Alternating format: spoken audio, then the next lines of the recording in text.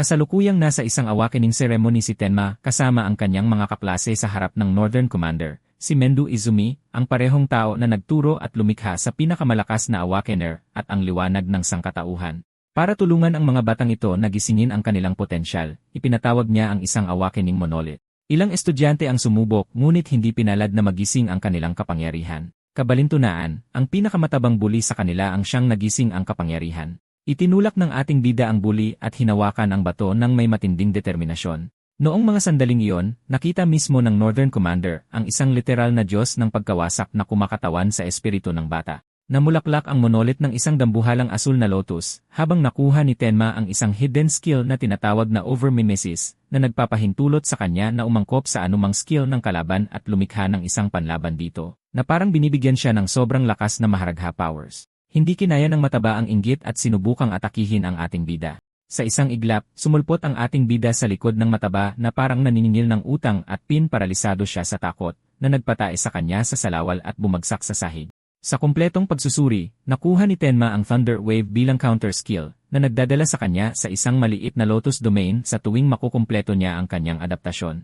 Itinuring siyang isang literal na halimaw na nakakuha ng napakalakas na skill, ngunit taliwas sa inaasahan ng lahat. Isang dambuhalang monolith ang bumagsak mula sa langit at bumagsak sa ibabaw ng instituto. Kahit nandito ang Northern Commander, magiging problema ito. Ang pagbagsak ng monolith ay nangangahulugan ng pagdating ng isang malakas na disaster beast, kaya natural lang na tumatakbo ang lahat. Pero ang ating bida ay literal na sobrang galit para pakialaman pa yon. Hinarap niya ang panganib ng mag-isa. Swerte pangaraw siya dahil ang una niyang kalaban bilang isang awakener ay kaparehong uri ng nilalang na pumatay sa kanyang ina. Kaya ito ay isang tunay na masayang araw para sa kanya. Tandaan na sinasabi niya ang lahat ng iyan sa isang astig na skeleton soldier na literal na nag-apoy. Ngayong nakuha na niya ang kanyang mga bagong kapangyarihan, iniisip ng ating bida kung dapat niya ba itong subukan kaagad. Gamit ang Thunder Wave, sumugod siya na parang kidlat, hinarap ang skeleton soldier.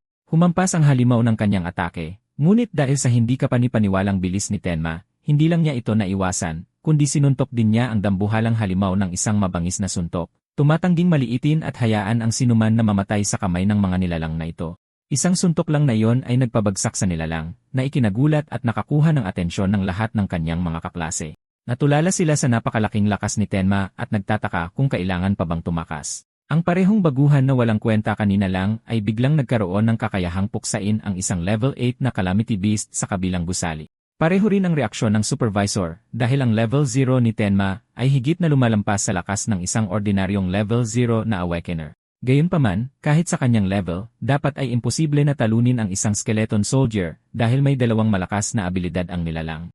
Una, mayroon itong napakatibay na depensa, at ang pangalawa ay nagsisimula na ngayon, isang bagay na tinatawag na bonfire, isang pader ng nagbabagang asul na apoy na tumutupok sa anumang madikitan nito. Nag-aalala ang mga kaibigan ng ating bida habang ang matabang bully ay tuwang-tuwa na ipinagdiriwang ang kanyang kamatayan.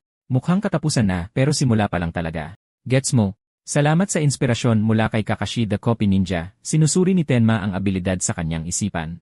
Napansin din niya sa sandaling ito na ang bilis ng kanyang pagsusuri ay patuloy na tumataas sa tuwing tinatamaan siya ng atake ng kalaban. Hindi makapaniwala ang Snow Bunny Instructor sa kanyang nakikita dahil kahit isang level 1-0 na awakener ay hindi dapat kayanin ang bonfire attack mula sa skeleton soldier. Sa totoo lang, literal na nasusunog ang balat ng ating bida. Kitang-kita ang mga tadyang ng lalaking ito habang nalalanta ang kanyang katawan habang siya ay nag-ipon ng datos ng walang pakialam sa sitwasyon. Ang tanging nakikita niya ay ang kanyang minamahal na ina na nakaranas ng parehong walang awang apoy. At sa puntong ito, napagtanto ng supervisor na hindi pa ginagamit ng lalaking ito ang kanyang buong lakas. Ang henyong awakener ay mukhang si Ghost mula sa Breaking Bad sa huling sandali ng kanyang buhay at nagbabantang papatayin ang skeleton soldier sa sandaling makumpleto ang kanyang pagsusuri. Hindi ko na pagagandahin kung gaano kaangas ang eksenang to. Nagsisisi ang kanyang mga kaklase sa palaging pagmamaliit sa kanya. Napansin ng ilan sa kanila ang muling pag-usbong ng asul na lotus na nagsasaad na malapit nang magpakita ng milagro ang awakener. Habang nalalanta ang katawan, nakuha ni Tenma ang bagong skill at natutunan ang Black Ice Wall, na kayang gumawa ng yelo sa ibabaw ng anumang katawan para salagin ang mga ataking nakabatay sa apoy. Kasabay ng pagkuha niya sa skill na ito, pinagaling siya ng system pabalik sa kanyang buong kalusugan, na pumipigil sa kanyang pagkalanta mula sa apoy na parang Amaterasu ni Itachi. Naiintindihan ni Tenma na hindi niya matatalo ang sundalo sa isang atake, ngunit ngayong napalakas na niya muli ang kanyang stats, sa teorya, dapat niya na itong magawa. Binalot ng magagandang talulot ng lotus ang kanyang katawan, na nagpapanumbalik sa kanya sa buong kalusugan, habang pinapalakpakan siya ng kanyang mga kaklase. Hindi makapaniwala kung paano gumagalaw ang lalaking ito na parang si Gojo sa malevolent shrine ni Sukuna para pagalingin ang kanyang mga sugat. Namangha ang guro sa paggamit niya ng healing ability, kahit na literal na gumamit din ng ataking kidlat ang bata. Isang bagay ang malinaw. Iba ang pagkakagawa sa taong to. Isa siyang pambihirang awakener. Dahil sa kanyang self-recovery, nagtataka sila kung kaya rin ba ng lalaking ito na mag-regenerate ng mga bahagi tulad ng kanyang utak o kung ano pa. Bagamat isang interesanteng tanong iyan, sa ngayon, galit na galit ang skeleton soldier at nagpadala ng isa pang alon ng asul na apoy laban sa kanya. Ngunit sa pagkakataong ito, binalot ng ating bida ang kanyang katawan ng isang makapal na metalikong piraso ng yelo. Kahit ang nagbabagang asul na apoy ay hindi kayang tunawin ang ice armor na ito, na nangangahulugang ganap na siyang immune dito ngayon. Dumaan sa apoy, sumugod ang lalaking ito na parang isang Diyos ng pagkawasak, iniiwasan ang malawak na hiwa ng sundalo at ginagamit ang parehong ice armor para gumawa ng isang dambuhalang espada na lumalabas mula sa kanyang braso. Mukhang final boss ang ating bida, at simula pa lang ito ng kwento. Gamit ang espadang kasing laki ng gusali, hiniwa ni Tenma ang skeleton monster ng isang malinis na hiwa na ikinagulat ng mga manonood. Wala silang masabi pagdating sa kanyang bilis at lakas. Hindi kayang makita ng mata ng tao ang kanyang mga galaw. Nawawala ang baluti ni Tenma habang natatapos ang laban at ipinagmamalaki niya ang pagkakaroon ng sukdulang skill para sa opensa at depensa. Tinawag siya ng kanyang mga kaibigan pagkatapos ng laban at niyakap siya ni Rocky. Si Sayo ay tila hindi lumapit at tumakbo palayo matapos mag-alala para sa kanya. Nagtataka si Tenma kung nagalit ba niya ito habang ang instructor at supervisor ay parehong gulat na gulat. Isang bagong gising na bata lang ang tumalo sa isang calamity beast na napakalakas na kahit isang level 100 na awakener ay hindi ito matatalo. Inutusan si Choha na linisin ang gulo at mag-iwan ng mensahe sa principal na nagsasabing sasama sa kanila ang henyong awakener. Pinupuri ng matalik na kaibigan ni Tenma ang kanyang pagiging parang Diyos sa laban habang lumapit ang supervisor para personal na makipag-usap. Nagulat ang iba pang mga kaklase, alam na posibleng subukan ni Izumi Mendu na gawing estudyante ang lalaking ito. Tandaan na ang taong ito rin ang nagpalaki sa pinakamalakas na awakener, si Jintaiwa, kaya mataas din ang kanyang mga pamantayan. Umalis ang kaibigan ng ating bida para bigyan sila ng espasyo, habang pinupuri ng Northern Commander ang bata para sa kanyang espesyal na talento. Hindi maintindihan ni Tenma kung ano ang ibig niyang sabihin, ngunit tila napansin ni Mendu ang matinding puot at galit na nakatanim sa puso ng bata.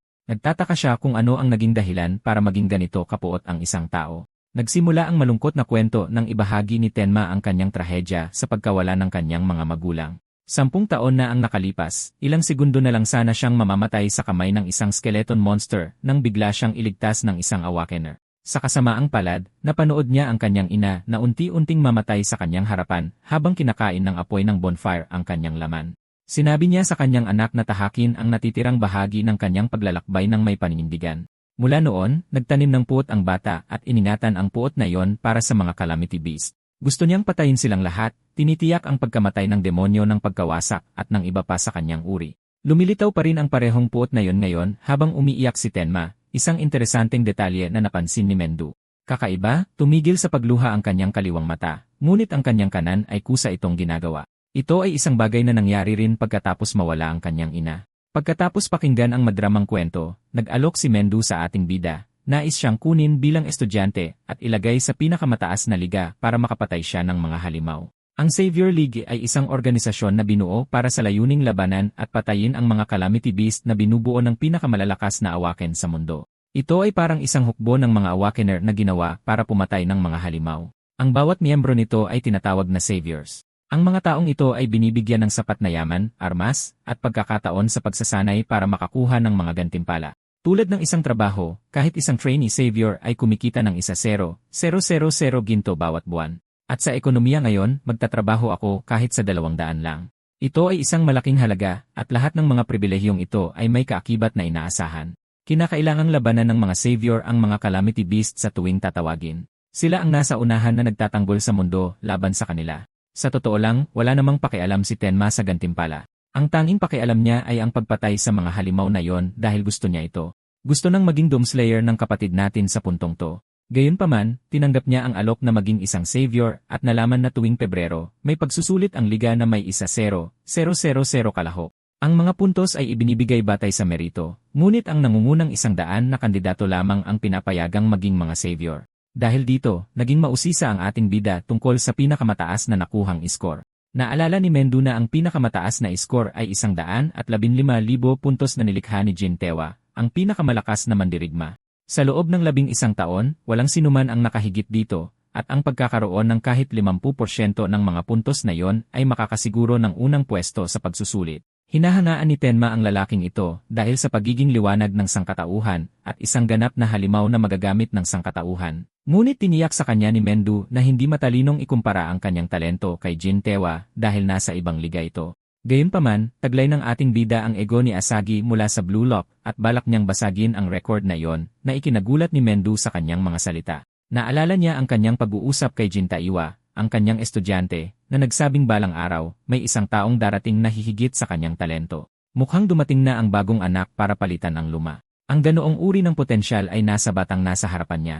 Sa susunod na eksena, natagpuan nila ang kanilang sarili sa mga batong monumento, ang mga responsable sa paglikha ng mga daanan sa pagitan ng dalawang mundo. Hindi sapat ang pagpatay sa mga halimaw. Kailangan ding alisin ang mga monumento kung hindi ay patuloy silang lilitaw. Ang gusali sa harap nila ay partikular na ginawa para ihiwalay ang mga ganitong monumento, pinapanatili ang mga ito, ngunit tinitiyak na hindi rin makakatakas ang mga calamity beast. Maaari silang magsilbing mga pagsubok para sa mga bagong savior para sa layunin ng pagsasanay, na ginagawa itong isang training facility. Sa terminolohiya ng liga, ito ay tinatawag na isang stage, at ang mga halimaw sa loob ay itinuturing ding hindi makontrol. Ito rin ang dahilan kung bakit napapatay ang mga baguhan kapag pumapasok sila sa mga monumentong ito o sa mga stage training ground na nagbigay dito ng titulong libingan ng mga baguhan. Si Jin Tewa, sa kanyang pinakamaagang panahon, ay natapos ang stage sa loob ng 3 minuto bilang kanyang record, kaya umaasa si Mendu na malampasan ng ating bida ang parehong pagsubok sa loob lamang ng wala pang 3 minuto. Saka lamang siya opisyal na ituturing ni Mendu bilang kanyang estudyante. Sa susunod na eksena, naglalakad si Mendu kasama ang kanyang pinakabagong baguhan na pinag-uusapan ng lahat. Sinimulan na ng mga tao na ikumpara ang lalaking ito sa alamat ng pinakamalakas na mandirigma, hindi makapaniwala na kasabay niyang naglalakad si Mendu mismo. Habang nag-isip sila ng kung ano-ano, tiningnan ng ating bida ang disaster level. Ito ay 1-0 para sa stage na ito, 2 level na mas malakas kaysa sa Skeleton Soldier, na nagpapaisip sa kanya kung anong uri ng mga halimaw ang kanyang kakaharapin. Mula sa gulat sa mukha ng mga tao, nagtataka si Tenma kung bakit ang lahat dito ay tila mga normal na tao na hindi pa nakakapasok sa stage.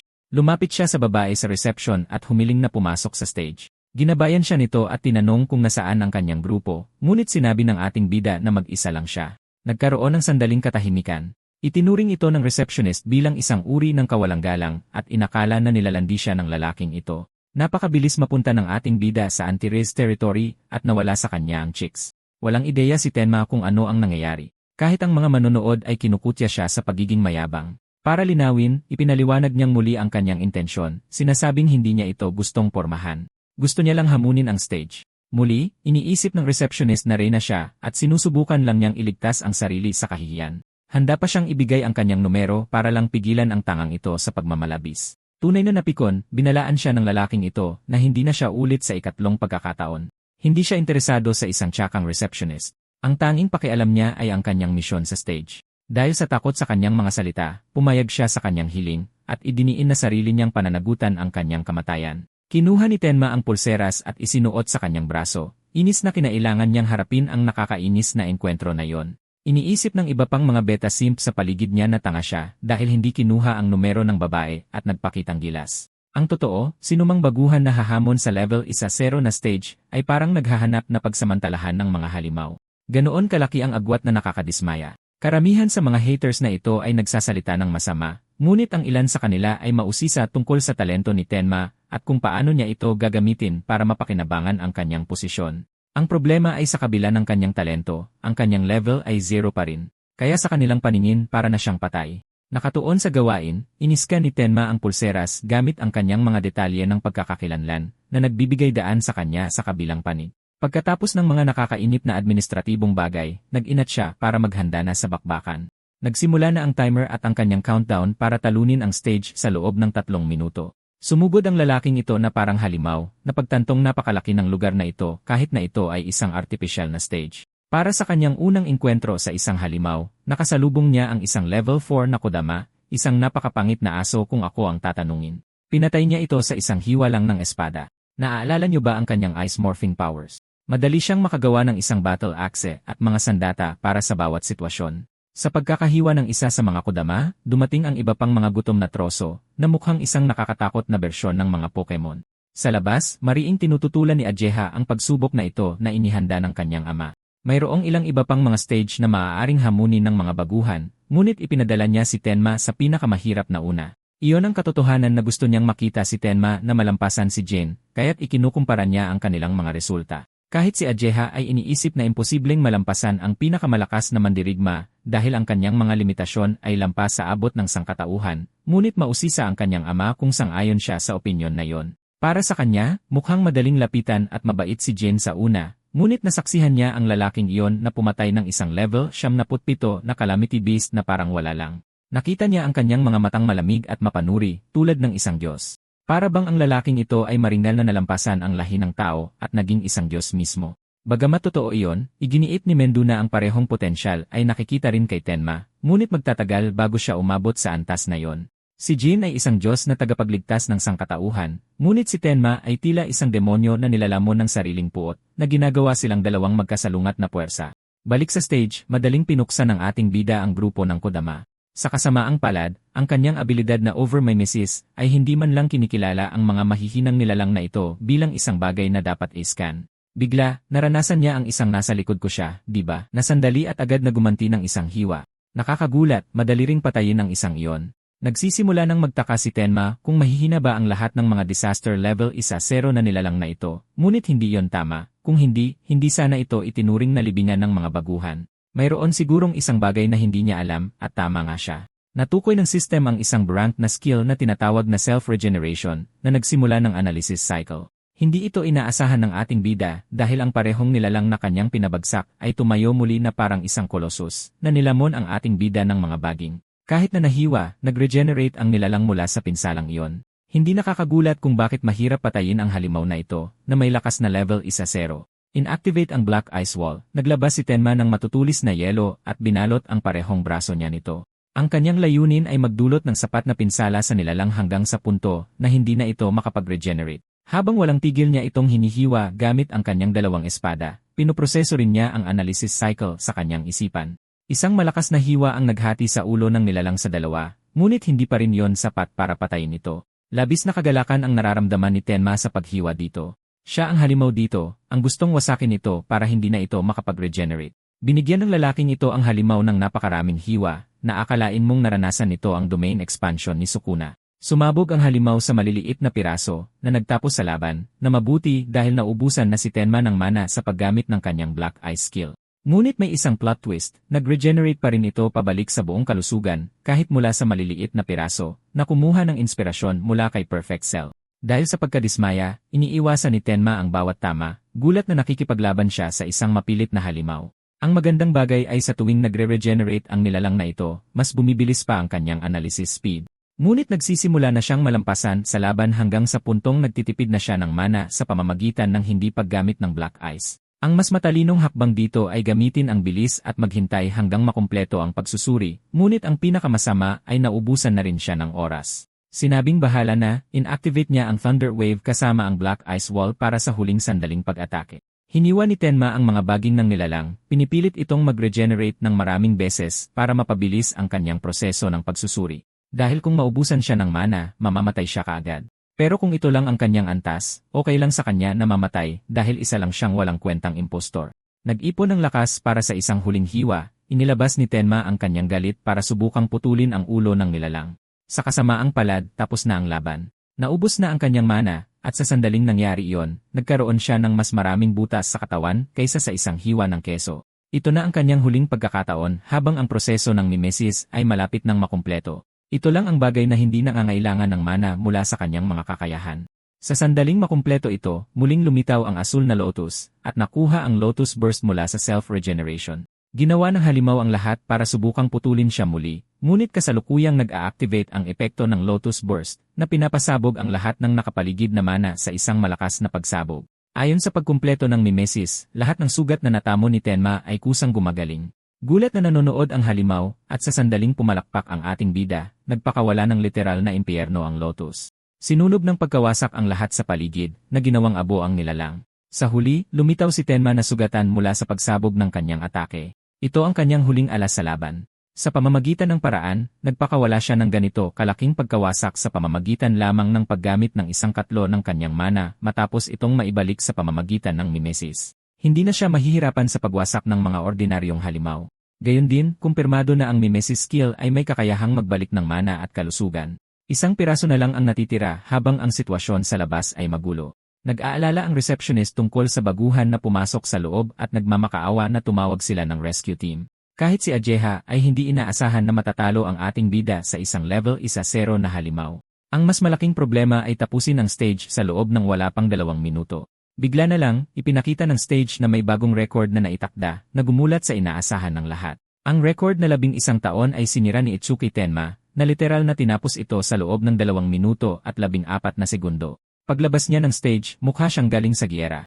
Lahat ng kanyang mga haters ay naging fans na niya ngayon dahil dinurog ng underdog ang record ni Jin na may 1 buong minutong kalamangan. Lumapit ang ating bida kay Mendu, tinatanong kung nakuha na niya ang kanyang mentorship. Talagang humanga ang lalaki, pinupuri ang kanyang bagong disipulo. Isa ito sa mga pinakabihirang pagkakataon na nakita ni Ajeha ang kanyang ama na ngumiti ng ganoon. Naniniwala ang mga manonood na lahat ng iyon ay gawa ni Izumi kaya natalo ng kanyang estudyante ang record ni Jin, pero hindi iyon ang totoong kwento. Lumapit ang babae sa reception na hiyang-hiya sa kanyang ginawa kanina. Inabutan niya ito ng regalo para sa pagtatakda ng bagong record, isang bagay na hindi inaasahan ng ating bida. Hindi niya man lang ito sinisi sa pag-aalala sa isang padalos-dalos na baguhan na hinahamon ang mas mataas na stage. Sa pagkakataong ito, nagawa siyang pasiglahin ng mga salita ni Kuya, kaya naman siya ay nataranta. Si Ajeha naman ay tinukso ang ating bida, pinaalalahanan siyang huwag maging mayabang dahil lang naging estudyante siya ng kanyang ama. Sa tingin ni Mendu, masyadong madali ang level para sa kanyang talento, kaya oras na para taasan ang hirap. Naniniwala siyang ang tamang stage para sa kanya ay ang advanced stage. Bilang mahalagang paalala, hindi lang threat level ng isang disaster beast ang ipinapakita ng mga level.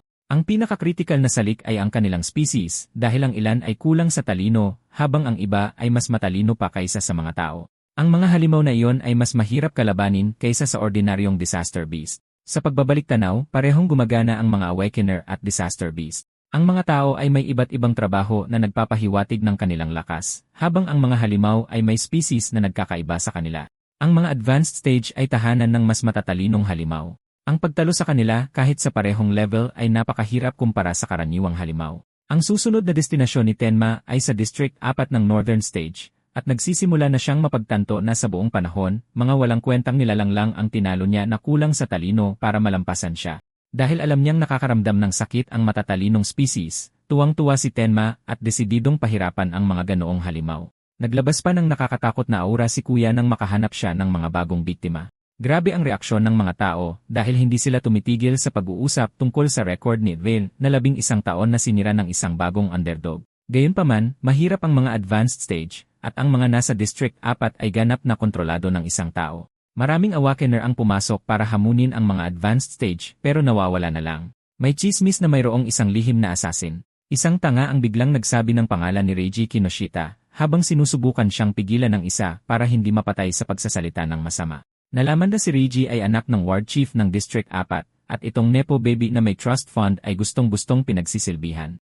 Lahat ng stage sa District 4 ay pag-aari niya, at ang paghihintay ay para sa mga walang kwentang baguhan. Pagbukas niya ng bowl, natuklasan niya ang isang batong katulad ng nahanap niya sa stage. Nagulat si Mendu na nakatagpo siya ng isa, dahil nangyari ito pagkatapos niyang patayin ang Disaster Beast. May isang malaking pagkakaiba sa dalawang bato. Ang isa ay kulay berde, na talagang ikinagulat ni Ajeha dahil itinuturing itong intermediate quality. Gustong malaman ni Tenma kung ano talaga ang isang Karma Stone at nalaman niyang ito ay itinuturing na isang Experience Stone. Ang pagtalo sa mga halimaw o pagpatay sa mga awakener ay lumilikha ng karma o tinatawag na experience points. Ang mga iyon ang nagiging responsable sa pagpapataas ng iyong level. Sa kasong ito, ang Karma Stone ay isang bagay na naglalaman na ng karma, at ang pag-absorb nito ay nagbibigay daan sa gumagamit na mapalakas ang kanilang level ng malaki.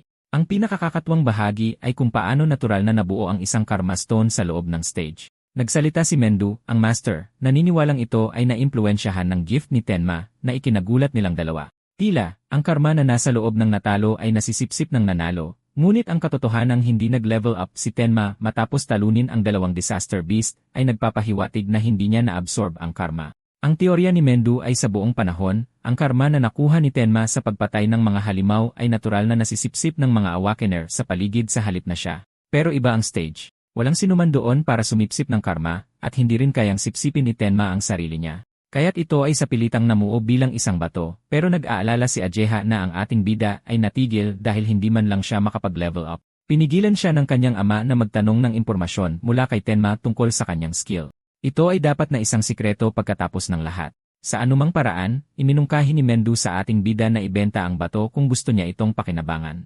Personal na mawawala muna siya para sa isang pulong kasama ang mga pinuno ng 5 kontinente. Ang kanyang anak na babae ang mag-aalaga kay Tenma pansamantala. Gayunpaman, umalis siya na may ilang mahahalagang bilin. Sinabihan si Tenma na ilihim ang kanyang estado bilang isang disipulo, at inutusan din siyang huwag sabihin kaninuman ang mga detalye ng kanyang gift. Pangatlo, gusto ng guro na tapusin niya ang hindi bababa sa 6 na advanced stage bago siya dumating. At sa wakas, binigyan si Tenma ng kalayaan na gawin ang anumang gusto niya sa kanyang kapangyarihan dahil ito ay sa kanya para gamitin. Tinanggap ng baguhan ang kanyang mga utos habang ang eksena ay lumilipat sa Northern District. Ilang mga awakener ang dismayado dahil hindi sila binibigyan ng pwesto kahit na sila na ang susunod. Narito ang mga bantay ni Reiji Kinoshita para ireserba ang lugar para sa kanya, sinasabihan ang mga batang ito na umalis. Nagpapakita ng tapang ang mga awakener, sinasabihan si Reiji na isang mayaman at spoiled na bata na kalaunan ay isusumbong sa guild. Pero tila, masyado siyang nag-angas dahil ang parehong lalaki ay tumilapon sa pinakamalapit na pader. Ang maskuladong ito ay inatake ng isang brank na Earth Spike. Ngunit nagresulta lamang ito sa 0 damage. Naging metal ang mukha ng lalaking ito, habang hindi maintindihan ng blonde kung paano ang isang teknike na madaling makatagos sa mga halimaw ay hindi makapinsala sa maskuladong loko na ito. Hinawakan ng malaking lalaki ang parehong braso niya bago inuntog ng malakas ang kanyang mukha na nagpatumba sa kanya. Isang level 7 at 8 na awakener, parehong natalo ng walang nagawa sa bodyguard ni Reiji. Ang lalaking ito ay si Takeru Oga, isa sa 4 na pinakamalakas na tao sa ilalim ng impluensya ni Reiji. At isa rin siyang level 12 na metal bender. Ipinaalala ng gagong metal na ito sa lahat na sinumang maglakas loob na sumuway sa mga utos ni Reiji ay papatayin. Ayaw niya pang ipakuha sa iba ang 2 awakener, balak na pahirapan sila ng husto. Iminungkahi ng kanyang mga kaibigan kay Takeru na maghinay-hinay dahil nakatingin ang mga tao. Bigla na lang may sumugod sa kanya ng napakabilis. Napahandusay ang katawan ng lalaki sa mga braso ni Tenma. Inakala ng lahat sa paligid nila na si Tenma ay isang talunan na pumirma na sa kanyang sariling kamatayan. Tinawag pa siyang tanga ng lalaking ito dahil sa pagsubok na labanan ang mga utos ni Reiji at nagbigay ng huling babala, ngunit alam na alam ni Tenma na kailangan niyang pumasok sa stage at si Takeru lang ang hadlang sa kanya. Inireport ni Ajeha ang sitwasyon sa mga nakatataas, ngunit plano ng ating bida na gawin ang mga bagay sa kanyang paraan, naaalala ang mga salita ng kanyang guro na gawin ang sa tingin niya ay tama. Iniwan niya ang sugatan sa kanyang mga kamay at naglabas ng masamang aura kahit na para sa isang level 0 awakener. Hindi makapaniwala si Takeru na ang level 0 na baguhan ay may lakas ng loob na labanan siya, ngunit kakatwa, nakakaramdam siya ng kakaibang presyon na nag-isip kung mayroon bang gift ang bata. Umaasa sa kanyang stats, bulag na naniniwala si Takeru na siya ang may kalamangan dito, ngunit bigla siyang nakaramdam ng gulat. Pinanood niya ang ating bida na sugurin siya ng may nakakabaliw na bilis habang ang suntok ni Tenma ay dumapo sa mukha ng lalaking ito. Biglang natahimik ang mga manonood, hindi maintindihan ang bilis ng baguhan. Sa kabutihang palad, nagawang gawing metal ni Takeru ang kanyang sarili bago tumama ang suntok, kaya walang pinsalang naganap. Pinahiran ng metal ang kanyang mga braso, ibinagsak niya ang kanyang mabibigat na kamao, pinupuri ang bilis ng kanyang kalaban, ngunit binibigyang diin din ang kakulangan ng lakas ni Tenma. Mabilis na umiwas ang ating bida, alam na pinalampas niya ang kanyang isang pagkakataon na magbigay ng sorpresang atake sa isang mas malakas na kalaban. Ang kanyang pinakamahusay na pag-asa ngayon ay umasa sa Thunder Wave at palakasin pa ito, na nag-udyok kay Tenma na i-activate ang kanyang proseso ng metallization sa background. Ang metallization skill ay sapat na mapanganib para magkaroon ng mimesis effects, na nangangahulugang hindi rin pwedeng magpigil ang ating bida at kailangan niyang magseryoso. Naiintindihan ni Tenma na hindi gagana ang mga normal na atake, ngunit ang kailangan lang niyang gawin ay targetin ang laman ni Takeru para sa malaking pinsala. Nagpakawala siya ng sipa para tamaan ang mukha nito, ngunit nagawang harangin ito ni Takeru sa tamang oras, pinupuna ang kakulangan ng lakas at bilis ng mahina. Pero ito talaga ang diskarte ng ating bida. Kinokondisyon niya ang kanyang kalaban para hulaan ang kanyang max speed, para lang i-upgrade pa lalo ang Thunder Wave. Lubos na nagulat si Takeru nang masaksihan ang paggamit ng isang elemento ng kidlat. Sa pagkakataong ito, pinabilis ng ating bida ang kanyang bilis sa isang nakakabaliw na antas na nagpapakawala siya ng isang dosenang suntok at talagang tumatama ang bawat isa sa mga ito. Ang proseso ng analisis ay nagpapatuloy sa background habang nagsisimula ng mapagtanto ng mga manonood na ang baguhang ito ay maaaring gumamit ng maraming skill. Dahil wala ng pagkakataon si Takeru na maging metal, ang tanging naiisip niya ay kung paano nagkaroon ng ganitong kabaliw na bilis ang batang ito para sa kanyang ranggo. Sa dami ng suntok na bumubuhos sa kanyang katawan, hindi man lang siya makapag-utos sa iba para tulungan siya. Gipit na ang lalaking ito, at sa huling desperadong pagtatangka, nagpasya siyang ilabas ang kanyang trump card. Tila, ang trump card na iyon ay tinatawag na pagpunit ng damit para ipakita ang demonyong likod. Pero, sa totoo lang, naging makintab si Kuya at binalot ang sarili sa ganap na metallization. Ito ang unang beses na nasukol siya hanggang sa puntong kinailangan niyang gamitin ang skill na ito. Lahat ng kanyang mga bahaging metal ay nakakakuha ng 50% defense boost at isa pang 50% kapag hindi siya gumagalaw. Nga pala, gusto ko kung paano natin literal na masasabi na ang bayag ng gagong ito ay gawa na sa titanium ngayon. Sa anumang paraan, nagpapasalamat si Takeru sa pag-evolve sa level na ito at balak bigyan ang baguhan ng madaling kamatayan. Dahil sa depensang lampas level 12, nagsimulang magtaka ang iba kung mayroon bang sinuman sa parehong level ang makakasira sa depensa ng lalaking ito. Ngunit hindi na yon mahalaga sa loob ng 1 o 2 minuto dahil malapit nang makumpleto ang proseso ng analisis. Kaswal na itinuro ng ating bida na ininvest ni Takeru ang lahat ng kanyang punto sa depensa, ganap na kinalimutan ang kanyang mana stats. Kumilos si Takeru na parang nagsasalita ng walang kwenta, pero sa loob-loob niya, alam niyang tama ang hula ng baguhan. Tiniyak ni Tenma sa lalaking ito na wala siyang interes na piliting ubusin ang mana nito. Sa halip, tatapusin niya ang laban sa isang iglap.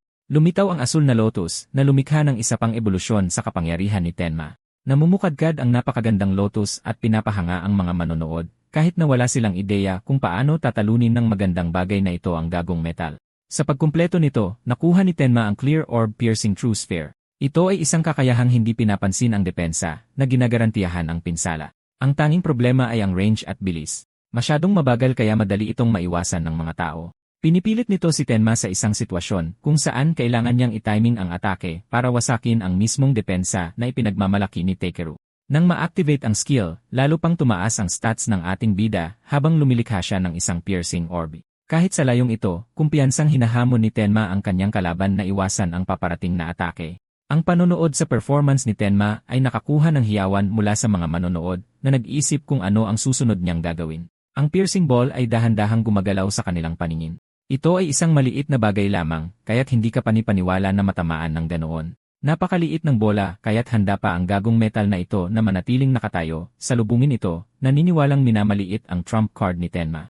Tumama ang bola sa kanyang braso at lumitaw ang takot sa kanyang mukha. Literal na sinira nito ang braso ng lalaki na naging sanhi ng pagsabog nito sa dugo. Inutusan pa ni Tenma ang tangang ito na umiwas. Partikular niyang tinarget ang braso nito para magpakita ng awa, ngunit maaari talaga siyang tumarget sa isang nakamamatay na lugar kung halimaw ang lalaking ito. Sumisigaw si Takeru sa sakit habang inuutusan ni Tenma ang mga payaso na dalhin ang lalaking ito sa ospital. Kaawa-awa nila siyang binuhat at dinala palayo habang ang araw ay naligtas, salamat sa Powerpuff Girls. Teka, nakalimutan ko, hindi pala ito Cartoon Network. Si Tenma ay itinuturing na bayani sa gitna ng karamihan. Ang ilan sa amin ay gusto pang makipag-team up sa kanya para matapos ang mga stage sa lalong madaling panahon. Napakalala ng sitwasyon na nag-aaway-away ang mga lalaki para lang makuha siya, ngunit masyadong abala ang lalaking ito sa pag-enjoy sa kanyang pinakabagong skill, isang bagay na kayang tumalo sa isang defense monster tulad ni Takeru. Ang Orbi ay may isa pang epekto na bumibilis habang mas marami itong pinapatay na may mas mataas na defense stats kaysa kay Tenma. Ang dalawang payaso ay nagmamakaawa sa kanya para sa isang sagot para sumali siya sa kanilang mga team, ngunit hayagan siyang tumanggi na nagsasabing ayos lang siyang mag-isa. Muli, parehong reaksyon ang ibinigay ng mga tao tulad ng dati, tinawag siyang tanga dahil sa solo na paghamon sa isang advanced stage dahil lang natalo niya si Takeru. Mabilis na nagbago ang impresyon ng mga tao sa kanya at ayos lang sa kanila na iwan ang psychopath na ito para mamatay ngayon.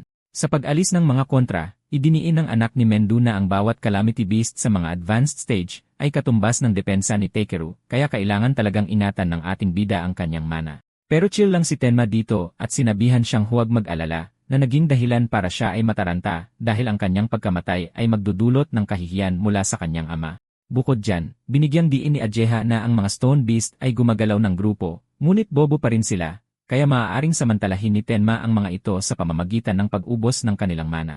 Ang bracelet ay nagbigay hudyat sa kanya upang hamunin ang stage habang ang ating bida ay pumapasok sa kanyang susunod na malaking kaganapan.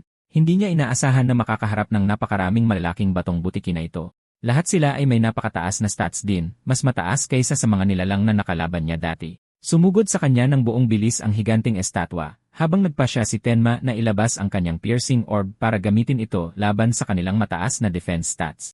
Hindi ko maiwasang ituro ang pagkakatulad ng mga talulot ng Lotus sa raw ayas ni Archer mula sa Fate. Sa anumang paraan, tumama ang orb sa estatwa, gumawa ng butas diretsyo sa katawan nito at agad itong pinatay.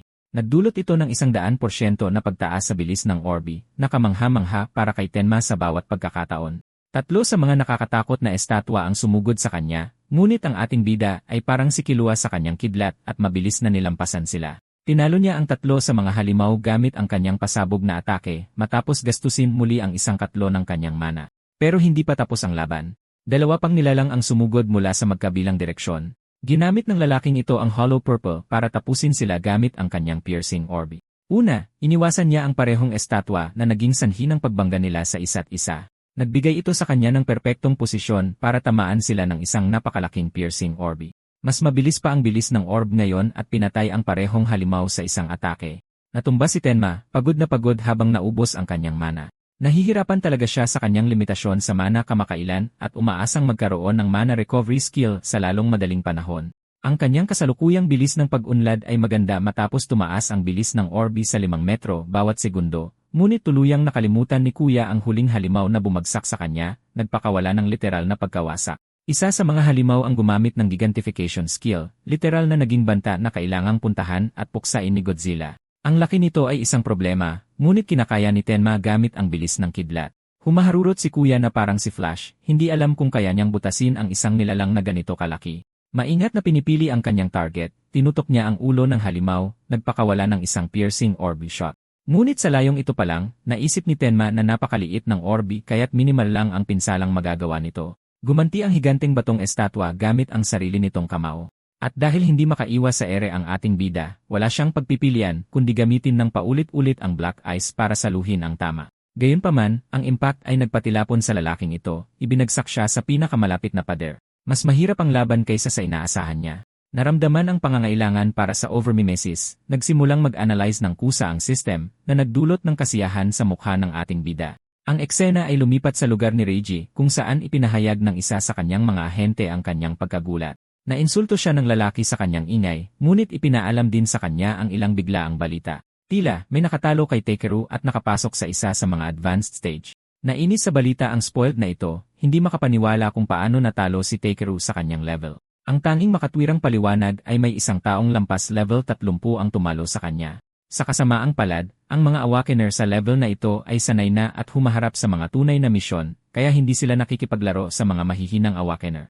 Lahat sa pasilidad ay nasa level 1-0 lang, ngunit hindi talaga makapaniwala ang Peking Isen na isang level 1-0 warrior ang tumalo kay Takeru. Balak ni Reiji na imbestigahan ang bagay sa kanyang sarili, naniniwalang aabot siya sa parehong lokasyon kung magmamadali sila ngayon. Iminungkahi pa ng kanyang ahente na mag-ingat sila, ngunit halata namang hindi pinansin ng bobong ito ang kanyang babala. Nasa mood si Reiji na turuan ng leksyon ang taong ito dahil sa paglakas ng loob na kalabanin ang pamilya Kinoshida. Tungkol naman sa ating bida, kahit paano ay nagawa niyang makaligtas at umabot sa 100% analysis. Nagkukubli sa kanyang Lotus, minarkahan ng system ang pagkumpleto ng gigantification skill. Pero kakatwa, hindi nakakuha ng bagong skill si Tenma ngayon. Sa halip, nag-upgrade ang kanyang piercing orb sa level 2, na nagbibigay sa kanya ng kakayahang ayusin ang laki ng orb at doblehin pa ang passive speed increase nito. Sinusubukan ang parehong epekto ng sabay, inactivate ni Tenma ang kanyang bagong evolved na orbi na nagpapakita ng isang orb na umuubos sa bawat huling patak ng kanyang mana. Ito ang pinakamalakas na piercing orb na nagawa niya hanggang ngayon, at tumilapon ito na parang isang literal na nuke. Nag-post pa si Kuya na parang si Gojo matapos ang kanyang huling kill shot, iniisip kung sumobra ba siya sa huli. Ang pagkatalo sa Stone Golem ay nagmamarka ng isa pang hakbang sa kanyang pag-unlad. Ang bilis ng orbi ay umabot na sa 7 metro bawat segundo. At kung matatapos lang niya ang stage ng 2 beses pa, aabot ito sa bilis ng isang sasakyan. Sa buong panahon, ang mga passive effect na kanyang binabaliwala ay nagpapatunay na lubhang kapaki-pakinabang sa kanya. Ang Lotus Burst ay nagbibigay daan para sa mas malawak na paggamit ng lahat ng kanyang mga skill na nangangahulugang hanggat kaya niyang palakasin ang passive effect ng Lotus Burst. Magkakaroon siya ng sapat na lakas para masnipe ang mga halimaw mula sa libu-libong metro ang layo. Ang advanced stage ay minarkahang tapos sa loob lamang ng 3 minuto, nagtatakda ng isa pang record at ikinagugulat ng ibang mga awakener. Gustong malaman ng mga tao kung bakit at paano naging level 0 ang lalaking ito dahil wala itong katuturan. Tapos heto siya, mukhang kalalabas lang ng shower. Walang senyales ng pinsala. Kahit si Ajeha ay humanga, laging namamangha sa kanya. Pinuri niya siya sa pagiging mabilis sa kanyang completion rate. Ngunit iyon ay dahil lamang sa tulong ng piercing orb na nakuha niya. Kakatwa, may nakita siyang isang paru-paro na lumiligid sa kanya. Ito ay tinatawag na Jade Butterfly. Si Ajeha pala ay isang Shikigami user, pero masyado akong abala sa pagpansin sa kanyang mga kurba para pansinin ang paru-paro. Huwag niyo akong tanungin sa kulay, pakiusap. Nakipag-ugnayan siya sa cute na bagay, tinawag itong maganda, at direktang tinanong si Ajeha tungkol sa mga uri ng trabaho na mayroon ang mga regular na awakener. Nagulat siya na wala siyang kahit anong pangunahing kaalaman tungkol doon. Ang mga trabaho ay nahahati sa 4 na kategorya, at nasaksihan na ng ating bida ang 3 sa mga ito. Ang unang uri ay ang elementalist na may malawak na saklaw ng mga elemento na bumubuo sa listahan. Ang mga awakener na ito rin ang pinakakaraniwan at kilala sa pagkakaroon ng pinakamataas na lakas sa pakikipaglaban. Ang mataba mula sa kanyang klase, at kahit si Takeru ay pareho lang. Ang pangalawang uri ng awakener ay isang Shikigami user. Tama yan, mga gago. Ginagawa natin ito sa paraan ni Megumi, istilong Jujutsu Kaisen. Ang mga Shikigami ay nananatili sa kanilang amo mula sa sandaling isilang sila, kaya naman mayroon siyang sarili. Dahil nalinaw na ang dalawang uri, naghintay siya na magtanong ito. Nagulat ang ating bida nang makitang mas mataas pa ang level ng kanyang Jade Butterfly kaysa sa kanya, na nagpaduda sa kanyang pagiging veterano. Winasak ni Tol ang ego ng kawawang babae sa mga salitang iyon nang hindi man lang sinusubukang pagandahin ang sinabi. Itinama ni Ajeha ang maling pagkakaintindi niya sa kapangyarihan, ipinapaliwanag na ang mga Shikigami ay palaging mas mataas ang level kaysa sa kanilang amo. Pero sa ganoong sitwasyon, naisip ng mapanuring utak ni Tenma na pinakamainam na puntiryahin ang amo ng Shikigami sa isang laban. Natakot siya nang makaramdam ng bahagyang negatibong aura na nagmumula sa kanya. Sa kabila nito, naghintay siya na ipakilala ang mga natitira. Ang pangatlong uri ay isang misteryosong trabaho na may kaunting impormasyong magagamit tungkol dito. Iyon ang mayroon ng ating bida, ang uring tinatawag na order breaker. Ang problema sa mga individual na may ganitong uri ay bawat isa sa kanila ay may iba't ibang kakayahan. Ang Blue Lotus Tenma ay iba sa mga awakener na kayang magbago ng laki o kahit lumikha ng mga shadow clone dahil andito rin si Naruto. Ang mga skill sa bawat kategorya ng trabaho ay nakarank mula Nu hanggang S sa 4 na pyramid ng lakas. Ngunit ang mga order breaker ay inuri na may mga C category skill na iba sa lahat. Ito ay dahil ang klase ng order breaker ay ginagalang dahil sa kanilang mga natatanging skill. At sa sandaling malaman ng kalaban ang kakayahan ng isang order breaker, nawawala ang kanilang pinakamalaking bentahe. Iyon mismo ang dahilan kung bakit ipinagpilitan ni Mendu, ang kanyang ama, na huwag magtanong si Ajeha tungkol sa mga kakayahan ng ating bida. Kakaiba rin si Tenma sa mga order breaker, dahil sa kanyang personal na kumpirmasyon, nakita niya itong gumamit ng 3 magkakaibang skill, 2 rito ay may kaugnayan sa mga elementalist. Nagsisimula ng mainis si Tenma dahil lagi siyang pinag-uusapan, kaya direkta siyang nagtanong tungkol sa ika-4 na uri ng trabaho na hindi pa niya nakikita. Itong isa, tumanggi siyang magsalita tungkol dito, tinawag itong parusa para sa lalaking ito na sinasarili ang lahat. Bago umalis, tinanong ni Ajeha ang kanyang mga intensyon mula ngayon at nalaman na paulit-ulit nalilinisin ni Tenma ang parehong advanced stage. Ipinaalala niya sa tanga na ang mga stage ay may sariling cooldown period, kaya hindi niya ito maa-access nang hindi bababa sa 2 araw. Malaking hadlang talaga na may mga cooldown at hindi man lang niya ito naisip. Ito ang dahilan kung bakit sinasarili ni Reiji ang mga ito. At dahil hindi ma-upgrade ng ating bida ang kanyang piercing orb, naisip niya na i-upgrade na lang ang Lotus Burst. Kaya humingi siya ng ibang stage na may mas maraming bilang ng mga disaster beast. Naalala ni Walmart Machizinin na mayroong isa. Kahit na hindi masyadong mataas ang level ng mga disaster beast, napakarami namang halimaw dito. Isang kawan sila ng mga higanting balang, hindi bababa sa 100 sa kanila. Napakahirap ng stage kung walang wide range skill, kaya binalaan niya ito laban sa pagsubok. Hindi alam na ang ating bida ay mayroon ng explosive detonation skill na Lotus Burst. Binaliwala niya ang mga patuloy na babala habang ang iba ay nagulat matapos marinig na balak niyang sakupin ang Locust Stage. Nanginginig na sila na darating si Reiji para maghiganti at gusto nilang umalis bago pa yon mangyari. Tungkol naman sa gagong yon, nakarating siya sa parehong lugar para lang malaman na nakatakas na ang target nila sa ibang lokasyon. Mahirap paniwalaan na may nakalinis ng stage sa maikling panahon na mayroon sila. Kumukulo ang dugo ni Reiji, at iniisip niyang sinasadya siyang paglaruan ng misteryosong salarin na ito. Inutusan niya ang kanyang mga ahente na maghanap ng mga bakas ng mana at kontakin ang isang nagngangalang Hound para sa trabaho. Gusto niyang buhay si Tenma para personal niyang maipatikim dito ang pahirap ng impyerno. Akala ni Tol ang astig niya. Sa ibang lugar, isang kawawang awakener ang halos hindi na makahinga. Tinutugis siya ni Hound, isang tauhan ni Reiji. At kahit na ginamit niya ang kanyang escape jutsu, natuklasan pa rin siya ng nakangangang mabangis na hayop. Sinakmal siya ng nilalang habang dumating ang isa pang ahente ni Reiji para kunin siya. Buhay pa nga pala ang lalaki sa bibig niya, nagtataka kung paano siya natunton. Ang alagang aso ng taong ito ay may napakagaling na pang-amoy, madaling natutunton ang kahit sinong target. Ang lalaki ay kilala bilang si Charles the Hound, at naparito siya para lipulin ang kanyang target sa ngalan ni Reiji. Nagmamakaawa ang kawawang lalaki para sa kanyang buhay, ngunit walang awang pinayagan ni Charles ang kanyang lobo na magpakabusog sa laman ng tao.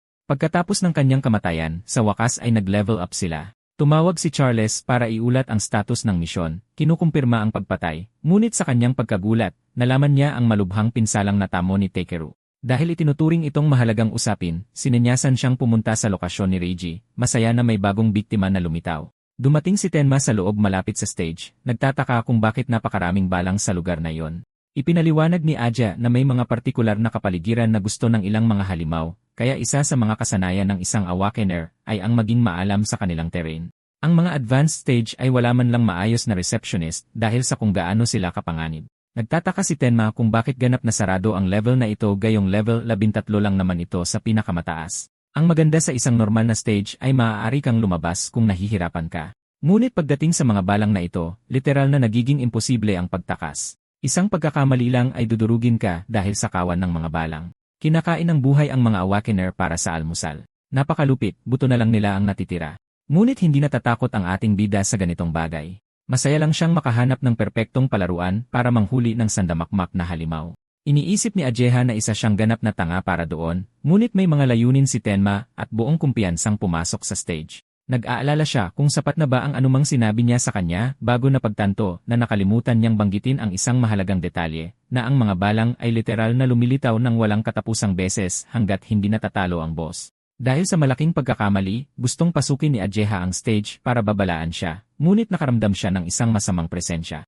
Si Charles the Hound iyon na nakatitig sa kanya na may mga demonyong mata na humihiling na maghanap ng isang tao. Naputol ang eksena at dinala tayo sa karanasan ni Tenma sa loob ng stage. Pumalakpak siya, mapaglarong ginising ang mga nakakainis na insekto para mapatay niya sila ng paulit-ulit. Nakakaawa ang kanilang mga level 1 lang, ngunit dahil sa dami nila, sulit ang stage na ito. Sa higit 100 na bumabalot sa kalangitan, ginamit ni Tenma ang kanyang Lotus Burst Technique habang pinoprotektahan ang sarili gamit ang Black Ice Armor. Ang layunin niya ay hayaan ang mga gagong ito na dumugin siya mula sa lahat ng direksyon, at kapag kampante na sila, pasasabugin niya ito. Inactivate ni Tenma ang Lotus Burst sa tamang sandali, nilipol ang mga insekto ng sabay-sabay. Sa pagtatapos ng kanyang atake, lahat sila ay patay, na nag-evolve sa kanyang Lotus Burst sa level 2. Lumawak ang saklaw nito sa 1 metro, doble kaysa dati. Iniisip ni Tenma na ang mga halimaw na ganito kahina ay dapat magbigay sa kanya ng madaling puntos dahil halos hindi nila nauubos ang kanyang mana sa alinman sa kanyang mga skill. Kung makakagamit pa siya ng 1-0 tira at makapatay ng 100 balang sa bawat atake, mag-upgrade ang kanyang skill ng 1000%. Ngunit napagtanto niya na ang stage na ito ay dapat mayroon ding sariling cooldown, kaya panandalian lang ang kanyang kaligayahan. Tiningnan ni Tenma ang kanyang bracelet, nagtataka kung bakit hindi pa lumalabas ang stage clear prompt. Sa halip, na-detect niya ang skill ng boss monster na tinatawag na Matriarch's Will, na agad na nagpa-activate sa kanyang analysis effect. Nang tumingin si Tenma sa paligid para tingnan kung may nakaligtas, pinanood niya ang mga patay na kawan na hinihila papasok sa isang uri ng vortex. Mabilis na lumayo si Tenma, lumilikha ng distansya sa pagitan nila, tinatanong kung dahil ba ito sa skill ng boss. Nagpabaya siya, at kahit maganda na patuloy niyang napapa-evolve ang kanyang kakayahan, ang pangunahing problema ngayon ay hindi niya alam ang lokasyon ng boss. Ang pinakamahusay niyang estratehiya ngayon ay patuloy na lipulin ang kawan hanggang sa tuluyang magpakita ang boss. Muling inactivate ang Lotus Burst, nagpasabog siya ng isa pang pagsabog, pinapatay ang isa pang kawan. Tumaas ang saklaw sa 16 na metro, lalo pang nagpapalakas sa pagsabog. Sa pangalawang paglipol, nagtataka si Tenma kung bakit hindi pa rin nagpapakita ang boss. Ang parehong mga patay na balang ay muling nabubuhay, lumilikha ng walang katapusang kawan na hindi natitigil. Sa kasamaang palad, 9 na pagsabog na lang ang kaya ni Tenma gamit ang kanyang abilidad. Itinaas niya ang kanyang kamay sa ikatlong pagkakataon, nang angakong lilipulin sila sa tuwing babalik sila. Isang ikatlong pagsabog ang pumatay sa kawan na may isa pang kill streak na 100. Patuloy na nagpapasabog si Tenma hanggang sa mapalaki niya ang burst radius sa 54 metro. Ngayon, isang tira na lang ang natitira sa kanya, ngunit hindi pa rin tumitigil sa pag-respawn ang mga insektong ito. Muling bumangon ang kawan, nagdudulot ng takot kay Tenma dahil malapit nang maubos ang kanyang mana at wala siyang paraan para harapin ang boss. Bagamat madali siyang makakataka sa stage, masyadong mayabang ang lalaking ito para sumuko. Sa huling pagkakataon, idineklara niya ang kanyang intensyon na lipulin ang kawan. Sumabog ang Lotus Burst sa pinakamalaking pagsabog na nagawa niya, na nagpapagod sa ating bida hanggang sa kanyang limitasyon. Ang kawan ay bumangon lang muli, at hindi pa rin kumpleto ang pag-usad ng analisis. Sa sandaling ito niya napagtanto na nagkamali talaga siya dahil ang Reyna ay may kakayahang magparami ng walang katapusan. Ibig sabihin, ang tanging paraan para manalo ay patayin siya, ngunit paano niya gagawin iyon na walang mana points? Sa kabutihang palad, umabot sa kabuang pagkumpleto ang kanyang analysis rate, binalot siya sa isang Lotus Domain at umangkop sa skill ng Reyna. Nakakuha si Tenma ng bagong detection skill para kontrahin ang kanyang kakayahan na may cheat code na passive effect. Napakalakas nito na maaari niyang sadyaing iwang buhay ang boss para lang mag-farm ng mga balang ng maraming beses hanggat gusto niya. Sa kasamaang palad, naghihintay si Ajeha sa kanya, kaya kailangan na niyang tapusin ang mga bagay-bagay. Sa pag-activate ng skill, tumaas ang kanyang mga pandama, minamapa ang paligid para hanapin ang kanyang target. Nahagip ng detektor ang mga senyales ng Reyna sa ilalim mismo ng lupa na siyang tanging kailangan ni Tenma. Sunod, hinugis niya ang Hollow Purple, ninanakaw na naman ang angas ni Gojo, at pinakawalan ito para lipulin ang nakakainis na Reyna. Dinurob ng piercing orbi ang daan nito sa ilalim ng lupa, pinipilit ang Reyna na lumabas kung saan ito pinakamahina. At dito, tinamaan siya ng ating bida ng isang malakas na hiwa mula sa likod, tinatapos ang kanyang buhay. Dahil nawasak ang Reyna, nagkagulo ang kawan, ngunit masaya ang ating bida na ipadala silang lahat sa impyerno kasama niya. Isang huling pagsabog ang tumapos sa lahat at tuluyang pumatay sa kawan ng mga balang na nagpapalaki ng saklaw sa 65 metro. Nakatulong ang stage sa kanya ng maraming skill boost at balak ni Tenma na gamitin itong muli at mas palawakin pa ang kanyang saklaw sa hinaharap. Nakamit ang bagong record na 17 minuto, lumabas siya ng stage na nag-aalala sa kalagayan ni Ajeha, ngunit iniisip din na baka iwanan siya nito. Sa totoo lang, gusto ni Tenma ang pagiging awkward niya. Ngunit sa paglabas niya, nakita niya si Ajeha na puno ng sugat at sinasakal ni Charles. Ang katotohanang lumabas si Tenma ng buo ay kumpirmasyon sa hound na ito ang lalaking hinahanap ng kanyang amo. At, huwag kalimutan na totoo ang One Piece. Nagalit, binantaan ni Tenma ang lalaking ito na alisin ang kanyang mga kamay sa kanya kung hindi ay papatayin niya ito. Iniisip ni Charles na mayabang ang bata para sa isang level 0 rookie. At sa eksaktong sandaling iyon, biglang lumitaw ang ating bida sa harap mismo niya para patayin siya. Sabi ay, "Putya, patay ako."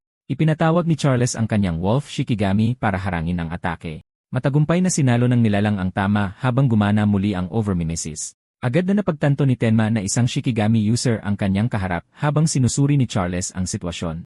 Ang manlalaban sa harap niya ay napakagaling na kumilos ng mabilis. Malinaw kung paano natalo si Takeru sa laban na yon. Ngunit ang malaking bentahe ni Charles kay Takeru ay isang libreng hostage situation gamit ang babae. Natatakot si Tenma para sa buhay niya, at ang pagkagambala ay nagdulot sa kanya ng pinsala nang tumalon ang Shikigami sa kanyang mukha. Ang pinakamasama sa lakas ng kagat ng kamatayan ay kaya nitong durugin ang kahit sinong kalaban kahit na may mataas na defense stats. Sa kanyang pagkagulat, pinanood ni Charles ang lalaking ito na magpalabas ng mga itim na yelong tinik para protektahan ang kanyang braso. Ginamit pa ni Tenma ang kanyang kabilang braso para mag-charge ng isang nakamamatay na tira. Ang piercing spear ay nilipol ang Shikigami sa isang tama lang, agad itong pinatay. Ngayong napatay na niya si kamatayan mismo, ang susunod niyang target ay si Charles na dapat ay mas madaling harapin. Napagtanto ng bihasang Awakener na hindi alam ng rookie na ito ang respawning effect ng isang Shikigami user. Si Death ay may rank na abilidad na tinatawag na Respawn Desire, na lubos na nagpapababa sa oras ng pag-respawn nito. Na-distract si Tenma, kaya sinubukan siyang atakihin ng nilalang gamit ang mga nakangangang matutulis na ngipin nito. Pero huwag mag-alala dahil nahulaan na ng Mana Sense ang kahihinatnan na ito. Madaling gumanti si Tenma, pinigilan muli ang halimaw. Dahan-dahang papalapit sa pagkumpleto ang kanyang analysis skill, ngunit kung lilitaw ang Lotus sa harap ni Charles, maaari itong magbigay sa kanya ng libreng impormasyon tungkol sa kanyang kakayahan. Si Charles mismo ay nagkakaroon ng mental breakdown sa pakikipag-usap sa isang lalaki na may parehong napakalaking bilis at lakas kasama ang isang grupo ng iba pang mga daya. Ang tanging alas niya ay si Ajeha, kaya sinakal niya ito ng sapat para hindi nito masabi ang harder daddy at nagbantang papatayin siya sa harap ni Tenma. Gusto ng ating bida na kumpletuhin ang analisis ng hindi naglalabas ng Lotus, ngunit iba ang nangyayari. Sa pagkumpleto nito, nakuha niya ang counter skill na tinatawag na Shikigami Eater, isang natatanging kapangyarihan na may epekto na kunin ang kontrol sa Shikigami ng ibang user sa isang hawak lang. Ito ay isang mahusay na panlaban, ngunit dahil sinadya ng ating bida na kanselahin ang Lotus Spawning effect ng kanyang skill, hindi siya nakakuha ng anumang auto-recovery effects. Iyon ang kabayaran sa paglaktaw nito. Ang maganda ay hindi siya nasugatan sa kasalukuyan, kaya hindi niya rin ito kailangan. Una sa lahat, sinubukan niya ang kanyang Shikigami Ether spell sa papalapit na halimaw. Pinagana ang esensya nito, sinampal niya ang ulo ng Shikigami, minamanipula ang mga tali ng kontrol nito, bago sipain palayo ang nilalang ng napakabilis. Pinanood ni Charles ang kanyang halimaw na muling nawasak, tinawag ang kawawang bagay na isang walang silbing aso. Nagbanta siyang babaliin ang leeg ni Ajeha, ngunit wala siyang pakialam sa sarili sa sitwasyong ito.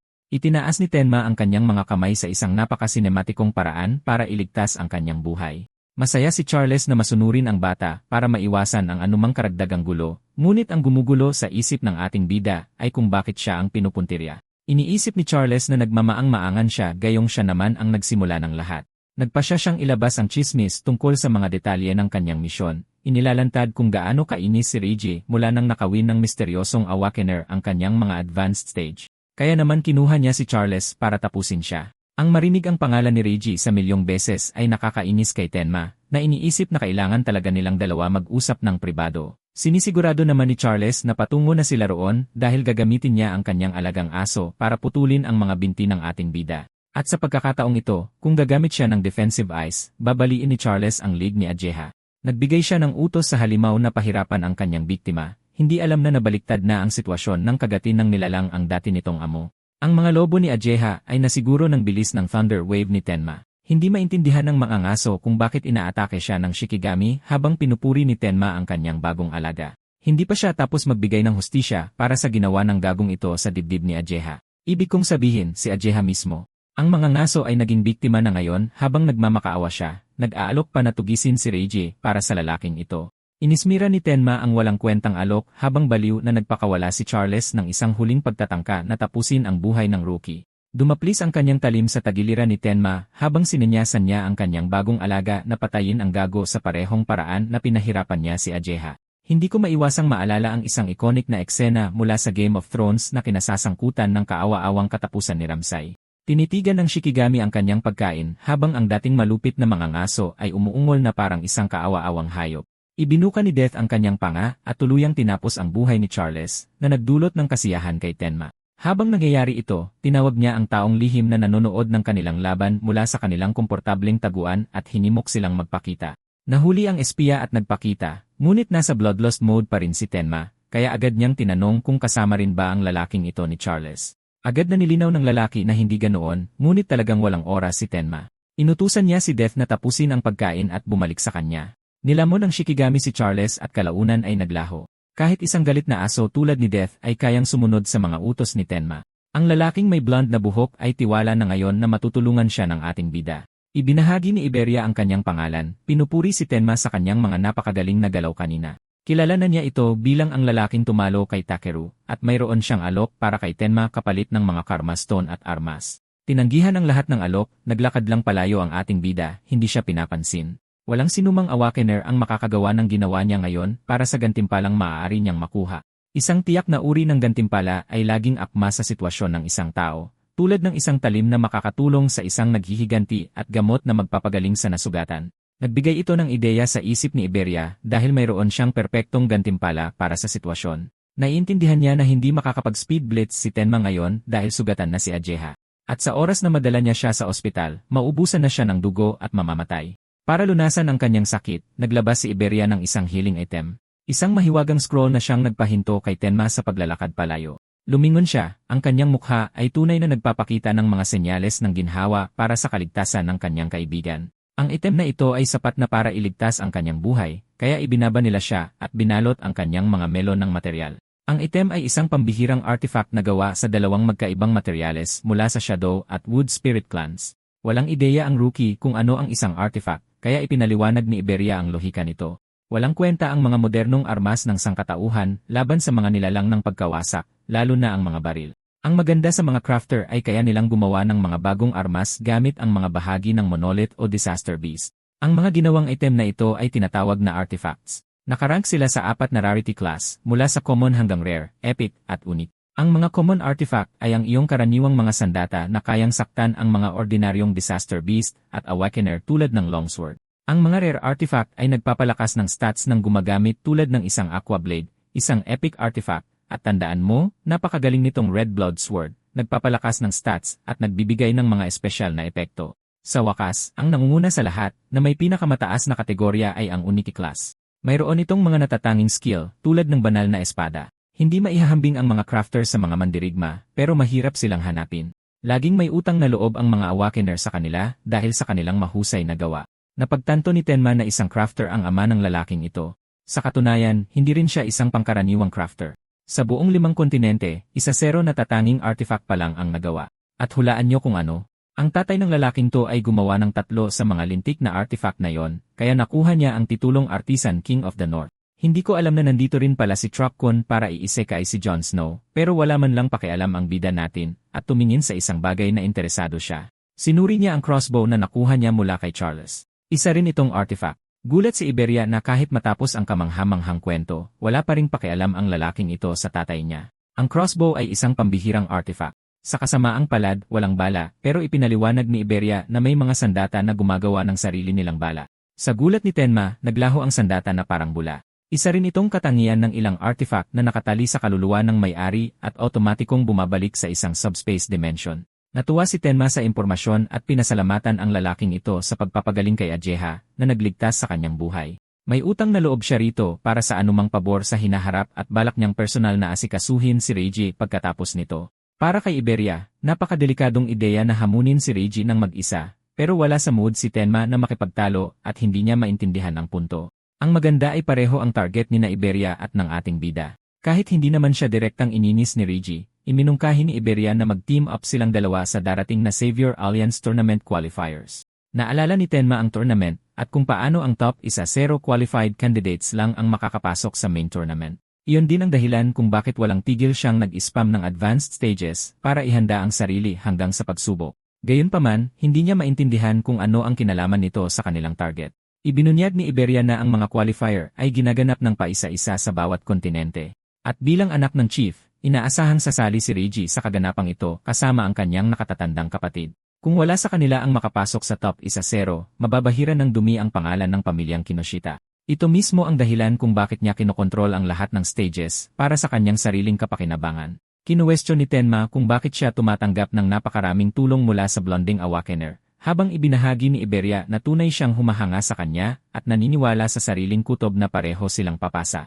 Hindi pa rin maintindihan ni Tenma kung bakit nagmamadali ang lalaking ito para sa tournament ngayon, kaya naghanap ng mas malalim na dahilan ang mandirigma. Ibinahagi ni Iberia na nakikita niya ang kanyang ama na gumagawa ng mga craft mula pa noong bata siya, kaya't labis niya itong hinahangaan. Ang kanyang pinakapangarap ay maging isang awakener, upang labanan ang mga halimaw gamit ang mga kasangkapang gawa ng kanyang ama. Sa kasamaang palad, kahit na pagkatapos mag-awaken, tumanggi ang ama ni Iberia na gawan siya ng maayos na artifact, na tinawag siyang hindi karapat-dapat sa kanyang mga gawa. Sa kabila ng walang katapusang pagsusumamo, hindi na tinag ang lalaki at sinabihan ang kanyang anak na pumasa sa mga qualifier kung gusto niya ng armas. Iyon ang dahilan kung bakit may matindi siyang pagnanais na malampasan ang mga unang qualifier anuman ang mangyari. Nang marinig ang lahat ng iyon, naintindihan ni Tenma na ang anak ng crafter ay siguradong may mahabang listahan ng mga taong naghihintay na makipag-team up sa kanya, kaya walang dahilan para piliin niya ang isang level 0. Tila, naglagay ng kondisyon ang Master Artisan na kung si Iberia ay bubuhatin lang ng isang napakalakas na kasamahan, wala siyang ibibigay na kahit ano. Sa madaling salita, ang tatay niya ay tulad ng isang tipikal na striktong Asian dad na maraming inaasahan at walang mga shortcut. Isa pang problema ay nasuhulan na ni Reiji ang mga malalakas na kalahok, kaya ang natitira ay mga loner o mga dati ng may grupo. Dahil wala siyang ibang maaasahan, si Tenma ang kanyang pinakamagandang pagpipilian, ang parehong tao na tumalo sa makapangyarihang si Takeru at kahit kay Charles ngayon lang. Sa huli, pagkatapos ng maraming tanong, pumayag din ang ating bida na makipag-team up sa kanya, ngunit ang kanyang agarang alalahanin ay ang madala si Ajeha sa ospital. Tuwang-tuwa si Iberia at nag-iisip na agad ng pangalan ng team, putak ng putak sa iba't ibang kombinasyon ng pangalan. Tunay na tropa si Kuya pero hindi lang talaga tumitigil sa kadadaldal. Naalala ang kanyang mga dating kaibigan sa eskwela, iniisip ni Tenma kung sasali rin si Rimu at Saya sa mga qualifier. Sa susunod na eksena, nakita natin si Rimu na bumahing ng walang dahilan. Iniisip niya na siguro naalala siya ng kaibigan niyang si Tenma o kung ano. Ang pangalan ay talagang nag-aalala kay Saya para sa kalagayan ni Tenma. Umaasa siyang maayos ang kalagayan niya. Inasar siya ni Rimu ng husto dahil sa pagkakaroon ng damdamin para sa kanya, kaya tinamaan siya nito ng kanyang water ability.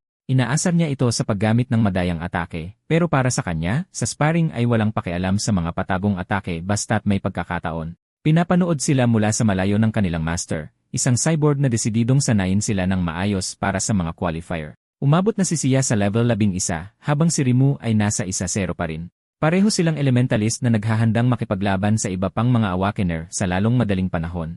Ang eksena ay lumipat ulit sa pagmumukha ni Reiji, na nagsisimula ng mainis dahil hindi pa nagre-report pabalik ang Hound. Naiinis siya na lahat sila ay walang silbi habang iminumungkahi ng kanyang ahente na magpadala ng search party. Walang pakialam si Reiji at binigyang diin na ang mga qualifier ang pangunahing prioridad dahil bubugbugin siya ng tatay niya kung hindi siya makapasok mayong taon. Siya nga pala, nakabili na ang lalaking ito ng halos 800 kalahok. Sinuhulan sila para sa kooperasyon, lahat sila ay level 5 pataas. Gusto ni Reiji ang katotohanang maasahan ang kanyang ahente kumpara sa iba at kinain ang huling bato para i-level up ang kanyang stats. Nasa average level 12 siya, iniisip na siya ang pinakamalakas at kidlat ang kanyang elemento. Sa susunod na eksena, nakita natin ang ating bida na humihingi ng tawad sa kanyang master dahil sa pagkabigong mailigtas si Ajeha sa tamang oras. Pinag-isipan ng Northern Commander ang ideya na patayin si Reiji ng madali, ngunit ayaw ni Tenma iyon at nakiusap na hayaan na lang siya.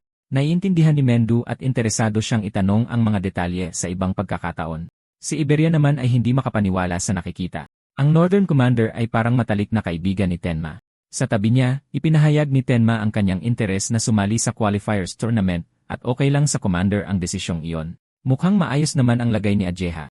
Pinagaling siya ng kanyang paru-paro. Kahit si Iberia ay tumulong sa kanila gamit ang isang pambihirang artifact na pumukaw sa interes ng Northern Commander sa kanya. Alam ni Mendu ang tungkol sa ugnayan ng binata sa craftsman na ikinagulat niya. Nagpasya si Iberia na panatilihin ang dignidad ng kanyang ama at nagbigay ng isang astig na deklarasyon na nagsasabing siya ang ama ni Aidan.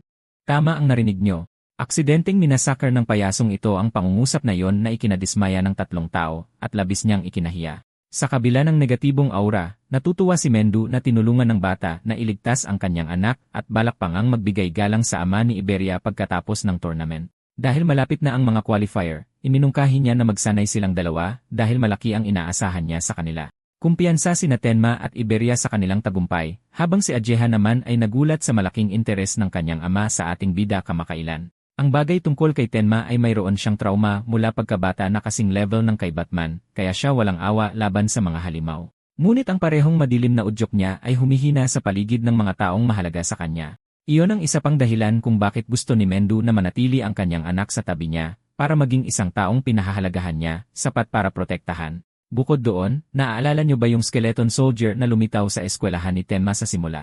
Lumalabas na hindi ito't samba, kundi isang planadong pag-atake. Dumarami ang mga traidor sa mga tao, at may mga pag-atake na rin sa ibang mga commander. Lubos na naniniwala si Mendu na ang sangkatauhan ay patungo sa pagkawasak kahit ngayon, ngunit si Tenma ang puwersang maaaring pumigil doon na magiging sinag ng pag-asa para sa lahat. Nakarating na rin tayo sa District Level 4 sa wakas. Magsisimula na ang tournament. Hindi inaasahan ni Tenma na ganito karaming tao ang darating, ngunit malinaw na ang presensya pa lang ni Mendu ay umakit na ng malaking atensyon na nagpataas ng bilang ng mga kalahok sa 5,000. Masamang balita ito para kay Reiji dahil mas kaunti na ngayon ang mga kalahok na nagtatrabaho sa ilalim niya, pero para sa kanyang ahente, hindi ito malaking bagay. Sinigurado na niyang may mga pulang benda sa mga kalahok na nagtatrabaho sa ilalim nila para madali silang makilala. Mukha rin itong kakaiba para kina Saya at Rimu. Bilang pangunahing supervisor, sinimulan ni Soryu Fujiwara ang pagpapaliwanag ng mga patakaran. Ang lugar ay nahahati sa 2 bahagi. Ang isa ay panlabas at ang isa naman ay panloob na arena. Ang unang yugto ay magsisimula sa 4 na tor ng panlabas na rehiyon. Inaasahang lalaban ang mga kalahok sa abot ng kanilang makakaya para makarating sa panloob na rehiyon. Sa sandaling pumasok sila dito, maitatala at may install ang kanilang ranggo sa kanilang pulseras. Tanging ang top 500 mula sa 5,000 ang makakapasa. Medyo nag-aalala si Seiya na halos 4,500 na tao ang matatanggal sa unang round pa lang. Ang bawat kalahok ay maaaring magdala ng 2 armas o kagamitan. Kahit ano ay pwede. Itinuro ni Iberia ang direksyon ni Reiji na nagtatago sa likod ng kanyang mga sinuhulang awakener.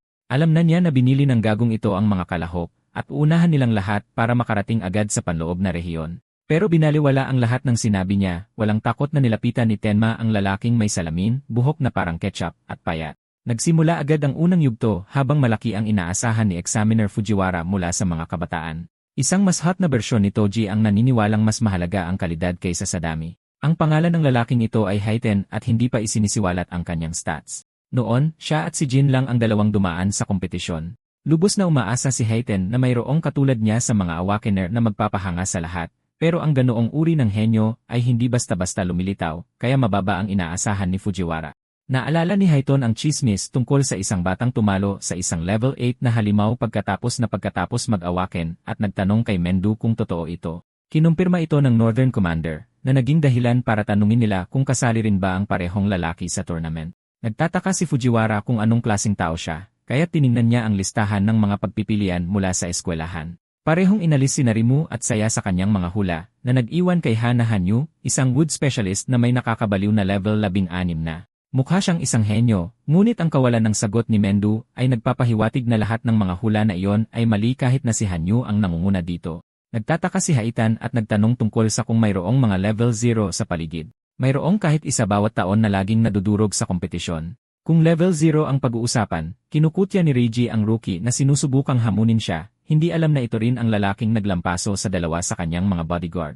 Sa sandaling inilabas ng ating bida ang crossbow ni Charles, nagbago ang mukha niya sa gulat. Naiintindihan ni Tenma na hinahanap siya ng payasong ito, habang si Reiji ay naiinis sa kanyang mapanlait na tono. Sa pag-akalang isa lang siyang nang-aasar, sinenyasan niya ang kanyang mga alipors na sugurin ang ating bida. Pagkasabi niyon, tumalon si Reiji at pinuntirya ang panloob na rehiyon. Ngayon, naiwan si Tenma sa isang grupo ng mga tao na mas mataas ang level kaysa sa kanya. Hindi maintindihan ni Haiton kung paano hahamunin ng isang level 0 ang maraming level 6 at 7 ng ganoon. Hindi rin nagugustuhan ni Iberia ang sitwasyon, natatakot na baka matambakan sila ng apat na sumasalakay. Handa na siyang gamitin ang kanyang alas sa ganitong sitwasyon. Sinubukan ng isa sa mga goons na galitin ang ating bida, kaya inutusan siya ni Tenma na umalis. Ang ganitong simpleng komento ay nagpatawa sa lalaki, dahil isipin ng sinuman na ang bata ay isang mayabang na malaki lang ang bibig.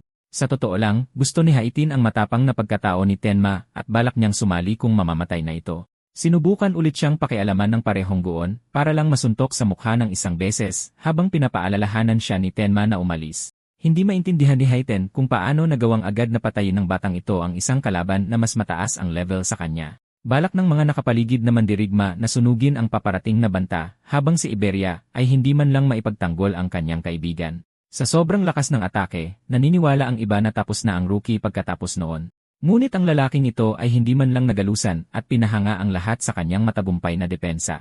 Ang kanyang defense stats para sa Black Eyes ay tumataas sa bawat matagumpay na pagtatangka. Hindi sila makapaniwalang na block niya ito gamit ang water element habang hinahamon sila ni Tenma na subukan ulit ang parehong dalaw. Na insulto, inulit ng lalaking ito ang kanyang E-rank flamethrower skill sa buong lakas. Samantala, nakatayo lang doon ang ating bida at tinanggap ang buong atake. Nagamit ng Fire Elementalist ang napakarami niyang apoy kaya't nagdusa pa siya ng backlash at naubos ang lahat ng kanyang mana. Akala niya katapusan na ni Tenma ang ataking ito pero lumitaw ang lalaking ito na walang galos gamit ang isang gauntlet ng itim na yelo at may mga bagong natuklasan.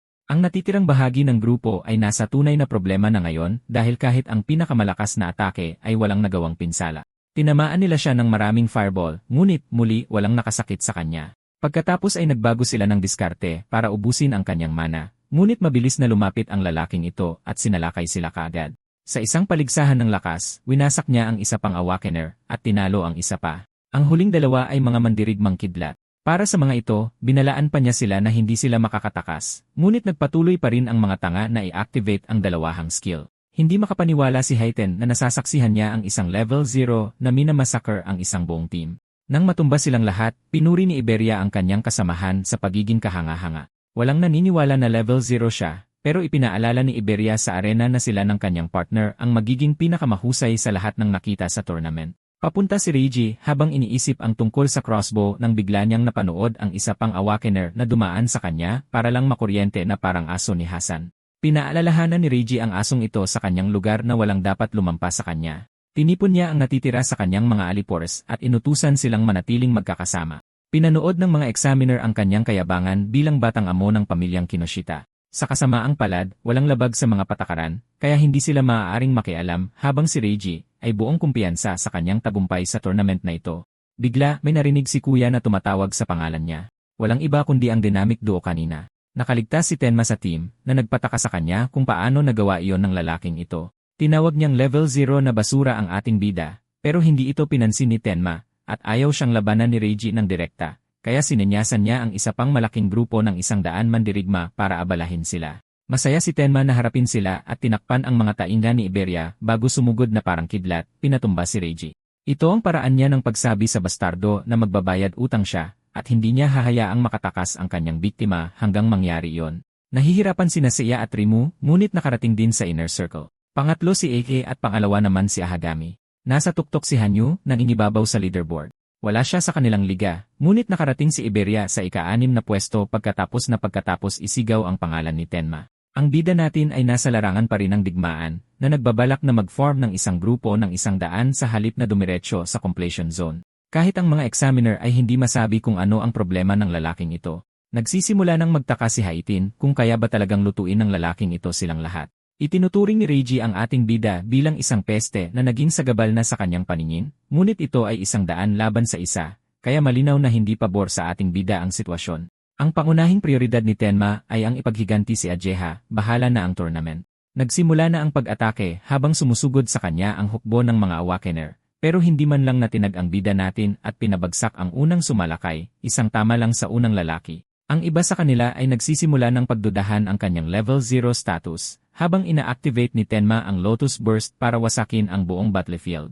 Pinapanood ng buong mundo ang kanyang mga skill ngayon, kahit na ang mga nakatapos na sa zone. Hindi makapaniwala ang examiner sa nakakabaliw na lawak ng pagsabog, habang si Ajeha ay humanga sa kanyang kamakailang ebolusyon. Ngunit ang tanging layunin ng lalaking ito ngayon ay ang tarantado na nagsimula ng gulo sa kanya. Kakatapos niya lang patayin agad ang 100 miyembro ng grupo, kaya si Reiji na lang ang natitira.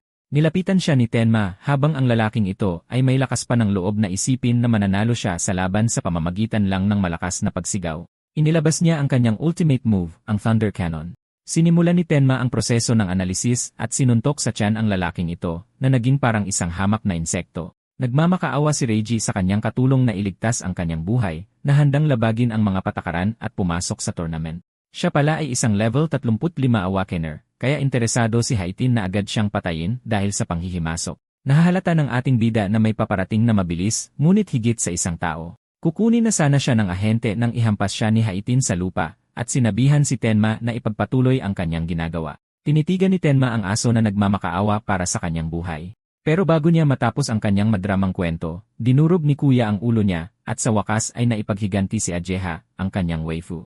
Pinahinto niya ang proseso ng analisis para isave ito para sa huli, ngunit isang kakaibang boses ang umagaw sa kanyang atensyon. Inaanyayahan siya ni Seiya at ng kanyang mga kaibigan na pumasok. Halos maglaway ang babae sa lalaking ito matapos siyang mapanood na masakerin ang mga Awakener, at ganoon niya narating ang inner zone sa ika-7 pwesto. May seryosong away magkapatid sina Iberia at Remu. Parehong gustong angkinin ang pwesto bilang pinakamatalik na kaibigan ni Tenma. Nagsisigawan sila sa isa't isa, ng insulto at ng aasar sa abot ng kanilang makakaya. Tinapos ng examiner ang unang yugto at ipinaliwanag na ang mga kalahok ay dapat lumaban sa mga halimaw sa ikalawang yugto sa loob ng 1 oras na dire-diretso. Ito ang mas kapanapanabik na antas habang tinatanggap ng lahat ng 7 kahanga-hangang kalahok ang kanilang susunod na hamon. Dumating sila sa lugar. Lahat sila ay mausisa. Habang gustong malaman ni Seiya at Rimu ang lahat tungkol sa kakayahan ng ating bida, inatasan ng mga examiner ang mga kandidato na maghanda. Ngayon ay mas malapit na sa kanila kasama ang iba pang mga sikat na personalidad. Ang pagsubok ay mangangaso ng mga hayop at papatayin sila batay sa mga puntos ng hirap. Ang pagtalo sa isang halimaw ay magreresulta sa 1 minutong timeout cooldown. Dahil dito, gusto ni Gakuli na inaagad na manghuli ng mga pinakamataas na level na halimaw. Dahil sa kuryosidad, nagtaas ng boses si Tenma para magtanong kung ang Nightmare class ba talaga ang pinakamataas na difficulty. Karamihan sa kanila ay hindi iniisip na sapat siyang malakas para talunin ang ganoong banta, ngunit ibinunyag ni Fujiwara na walang itaas na limitasyon sa mga nilalang na Nightmare level. Lahat sila ay magkakaiba, kaya walang kwenta na isipin pa ito. Ang performance ngayon ay isa sa alang-alang din sa kanilang hinaharap na konsiderasyon para maging isang top-level savior, kaya mahalagang makakuha ng mataas na puntos. Naaalala ang score ni Jin na 115,000, target ng ating bida na lampasan ang pinakamagaling sa sangkatauhan. Pumasok ang mga kalahok sa lugar ng pagsubok, sinisimulan na ang pagsusulit. Basura lang ang mga unang halimaw, kaya ginamit ni Tenma ang kanyang ice skill para mabilis silang tapusin at makapunta sa susunod na antas ng hirap. Si Haiten lang ang natutuwang panoorin ang bawat galaw niya. Maging ngayon, pinapanood niya ang bata na ubusin ang kawan ng mga aso sa loob lamang ng 1 segundo. Ito ang dahilan kung bakit gusto siya ni Haiten, pero sigurado si Fujiwara na mahihirapan si Tenma sa susunod niyang kalaban na level 8 monster. Halata namang mahihirapan ang sinuman sa ganoong antas, pero ayaw ni Mendu na mag-focus ang mga ito sa kanyang estudyante, kaya iniba niya ang usapan at nagtanong tungkol sa ibang mga mag-aaral. Maayos naman silang lahat. Ang tanging nagbibigay ng kompetisyon kay Tenma ay si Hanyu mismo. Sa laban naman ni Tenma, tinanggap lang ni Tol ang mga apoy tulad ng dati at lumabas na walang dalos. Tinaga niya ang nilalang sa isang hiwa, napatay ito sa loob ng 5 segundo at nakakuha ng 500 puntos. Nagtataka si Haiten kung bakit hindi niya agad pinatay ang halimaw, habang si Tenma naman ay nakatuon sa pagpapalakas ng kanyang defense stats, kaya niya sinasalo ang bawat tama. Ang susunod na balakid ay isang elekirhino. Mas mahirap itong halimaw na nagkakahalaga ng 1,000 puntos. Kahit isang tama lang ay agad kang mapaparalisa. Ang pagkapanalo laban sa ganoong nilalang ay nangangailangan ng walang humpay na bilis, pero kaswal lang itong nilapitan ni Tenma, at nagpakita pa ng interes sa sungay. Inihagis siya ng rhino pero walang naramdaman ang lalaking ito. Patuloy siyang nagbibigay ng palabas sa kanyang mga manonood. Dahil sa pagtitiis sa tama na yon, tumaas na naman ang kanyang personal na stats. Oras na para tapusin ang laban. Kaya sumugod si Tenma at pinatay ang nilalang sa loob ng 7 segundo. Gumawa ng suspense si Fujiwara para sa susunod na halimaw dahil mas nakakatakot ito kaysa sa huli na may absurdong atake at depensa. Ang nilalang na ito ay itinuturing na isa sa mga pinakamabangis na disaster beast sa mga preliminaries. Ito ang Nightmare Class Purgatory Gen. Pero walang epekto ang lahat ng pagpuri na yon ng isang tirahan lang ito ni Tenma gamit ang kanyang piercing orb, at nag-post pa na parang walang nangyari pagkatapos itong patayin. Tapos na siyang maglaro sa kanyang mga laruan at hiniling sa mga examiner na ipadala ang susunod na Nightmare Class Monster. Ginamit ni Saya Hisagi ang kanyang kapangyarihan para tusukin ang halimaw diretsyo sa bibig, nagpaplanong lipulin ang natitirang 2 halimaw para tuluyan na siyang makaabante sa normal class. Habang naghahanda siya, inabisuhan siya ng kanyang system na malapit na niyang malinis ang beginner class. Sa ibang lugar, kumpiyansa si Gakuwe na siya ang unang makakarating sa normal class, habang nagpasya si Hanahanyu na bawiin muna ang kanyang mana bago tumuloy sa susunod na antas. Biglang nag-anunsyo ang system. Ang Nightmare class ay nalinis na ng isang nasa ranggong 21 at sa pinakamabilis na oras. Nayanig silang lahat sa mensahe. Agad na natiyak ni Saya na si Tenma ang gumawa nito. Sa kabilang banda, lubos na namangha silang 4 nang malaman na nagawa niyang patayin agad ang isang level 15 na Purgatory Gen. Dahil sa pagka-curious kung hanggang saan talaga ang kaya niya, nagpasya silang taasan ang hirap ng hamon. Habang tinitingnan ng ating bida ang kanyang stats, bumalot sa kanya ang pagkadismaya. Umasa siya ng isang bagay na pambihira, pero ilang karagdagang puntos lang ang natanggap niya. Hindi kontento, nagpasya siyang patumbahin ang isa sa mga halimaw. Sa isang atake lang, tinusok niya ito gamit ang kanyang sphere, at agad itong pinabagsak. Muli, nagtataka sila kung ano ba talaga ang sphere, at kung may limitasyon ba ito. Napansin ni Hayton na halos puro lakas ang laman ng scale, pero kasabay nito, mayroon itong malaking kapintasan. Samantala, kaharap ngayon ng ating bida ang isang halimaw na ang bilis ay higit pa sa alinmang halimaw na nakaharap niya noon.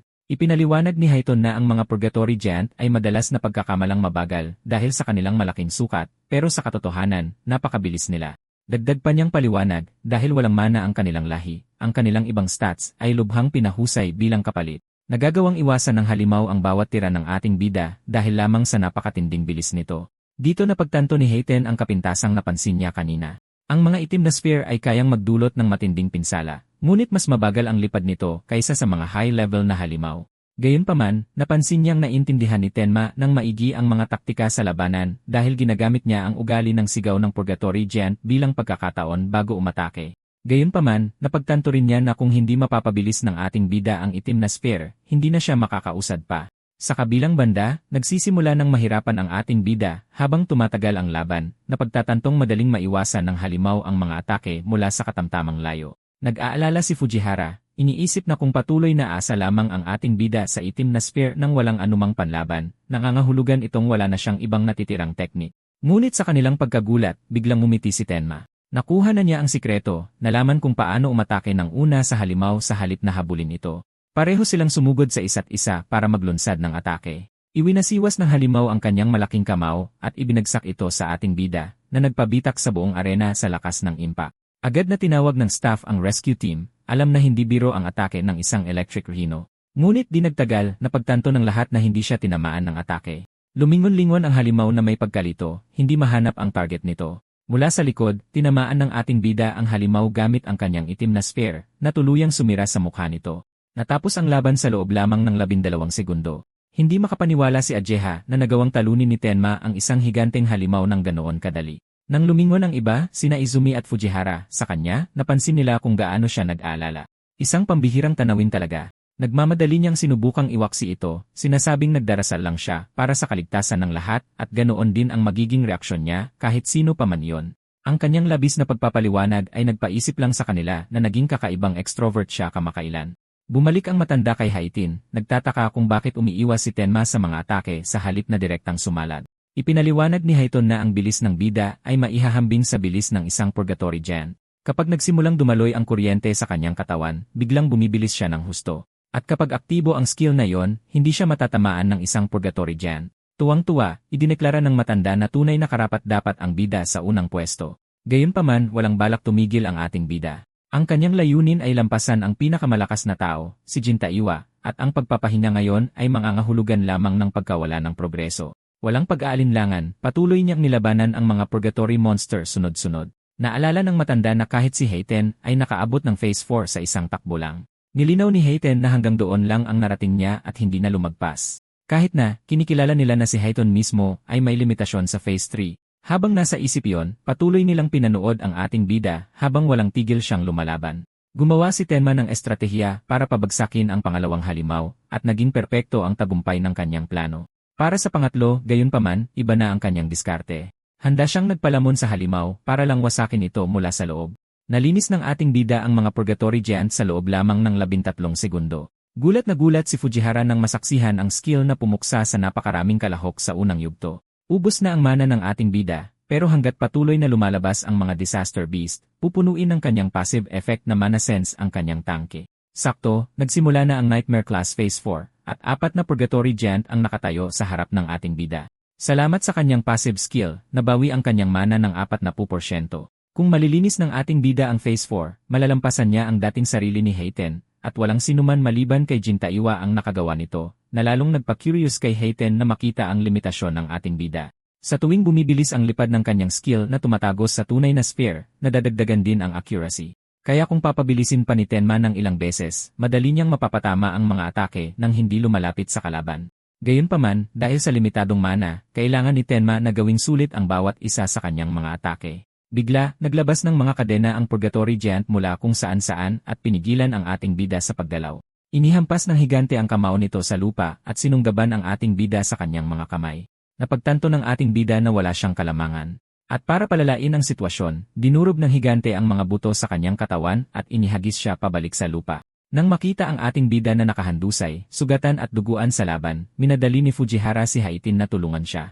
Nagulat si Haitin, iniisip kung dito na ba ang hangganan ng kapangyarihan ng ating bida at nakikita ang kanyang dating sarili sa kanya.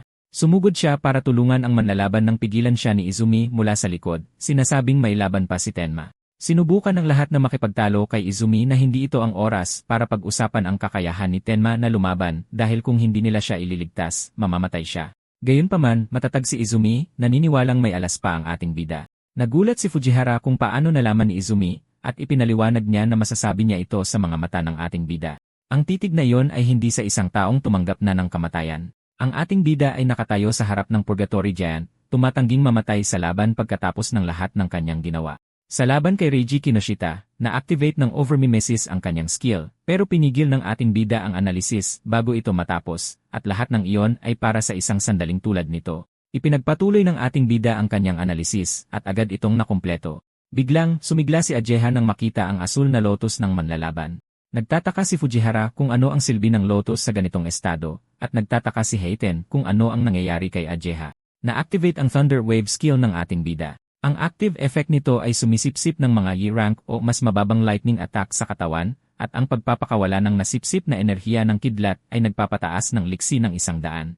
Gamit ang skill na ito, lubos na naibalik ng ating bida ang kanyang kalusugan at itinigil na ang paglalaro. Nagulat si Fujihara na makita ang ating bida na biglang gumaling ng mas mabilis pa sa isang dedicated healer matapos siyang bugbugin ng husto. Hindi siya makapaniwala na napakaraming skills ng manlalaban na ito. Tinagos ni Tenma ang mga Purgatory Giant sa isang iglap at nilinis ang Phase 4 sa loob ng 31 segundo. Kumpiyansa ang ating bida na kahit gaano karaming higante ang sumugod sa kanya ngayon, hindi siya matatalo. Sakto, inatake siya ng isang higante mula sa itaas, at binaril niya ang higante, pinatay ito agad. Tumaas ang bilis ng lipad ng ating bida ng 2,700% habang patuloy siyang pumapatay ng mga higante. Nilinis niya ang Phase 5 sa loob ng wala pang 1 minuto at pagkatapos ay ang Phase 6 sa 1 minuto at kalahati. Habang pinapanood si Tenma na walang kahirap-hirap na patayin ang mga Purgatory Giant at linisin ang lahat ng Phase, napanganga ang mga manonood. Hindi nila maintindihan kung ang tunay na halimaw ay siya o ang mga Purgatory Giant. Nakaupo ang ating bida na naghihintay ng mas maraming Purgatory Giant pero wala nang lumitaw. Si Fujihara, gulat pa rin, ay hinampas ang mikropono at sinabi kay Tenma na naubos niya ang bawat isang Purgatory Giant na mayroon sila sa stock. Nagulat ang ating bida na natalo niya lahat ng Purgatory Giant dahil hindi niya alam na may limitasyon sa hirap. Matapos mawala sa bilang ng mga napatay sa laban, iniisip niya kung ilan ang kanyang napatay. Dahil hindi makapag-level up ang ating bida, ang experience mula sa mga napatay niyang Disaster Beast ay nagiging Karma Stones sa halip. Nagulat si Fujihara na makakita ng Karma Stone sa testing ground at sa pagkakita sa asul nitong kulay, alam niyang naglalaman ito ng hindi bababa sa 1,000,000 experience points. Ipinaliwanag ni Izumi na hindi kayang sumipsip ng experience ang ating bida, kaya ang kanyang nasu ay nagiging Karma Stone sa halip. Sakto, lumakad ang ating bida sa gate, at sinalubong siya ni Fujihara ng mga papuri sa kanyang potensyal. Inanyayahan niya si Tenma na sumama sa kanya, nang angako ng isang magaling na instructor. Magalang na tinanggihan ng ating bida ang alok dahil mayroon na siyang guro. Sinubukan siyang kumbinsihin ni Fujihara, nangangatwiran na hindi kayang hawakan ng isang kung sinong instructor ang isang talento tulad niya, at tanging isang taong may mga koneksyon at yaman ang makikinabang sa kanya. Sinabihan ni Heton ang matanda na tigilan na ang pangungulit sa batang talento. Kung hindi, magagalit lang ito sa kanya. Sinubukan ng matanda na kumbinsihin si Heton na kausapin ang ating bida dahil hindi nila pwedeng hayaang masira ng kung sino ang talento niya. Sakto, nagpasalamat ang ating bida kay Heton, at nagulat ang mukha ng matanda nang banggitin ni Haiten na hindi niya alintana ang pagtulong sa estudyante ni Izumi. Nagulat si Fujihara na estudyante pala ni Izumi ang batang talento. Ngayon ay naintindihan na niya ang talento ni Tenma. Tiningnan ni Izumi ang kanyang estudyante kung may mga pinsala, pero dahil nakita niyang sabik siyang harapin ang Phase 7, alam niyang hindi ito nasaktan.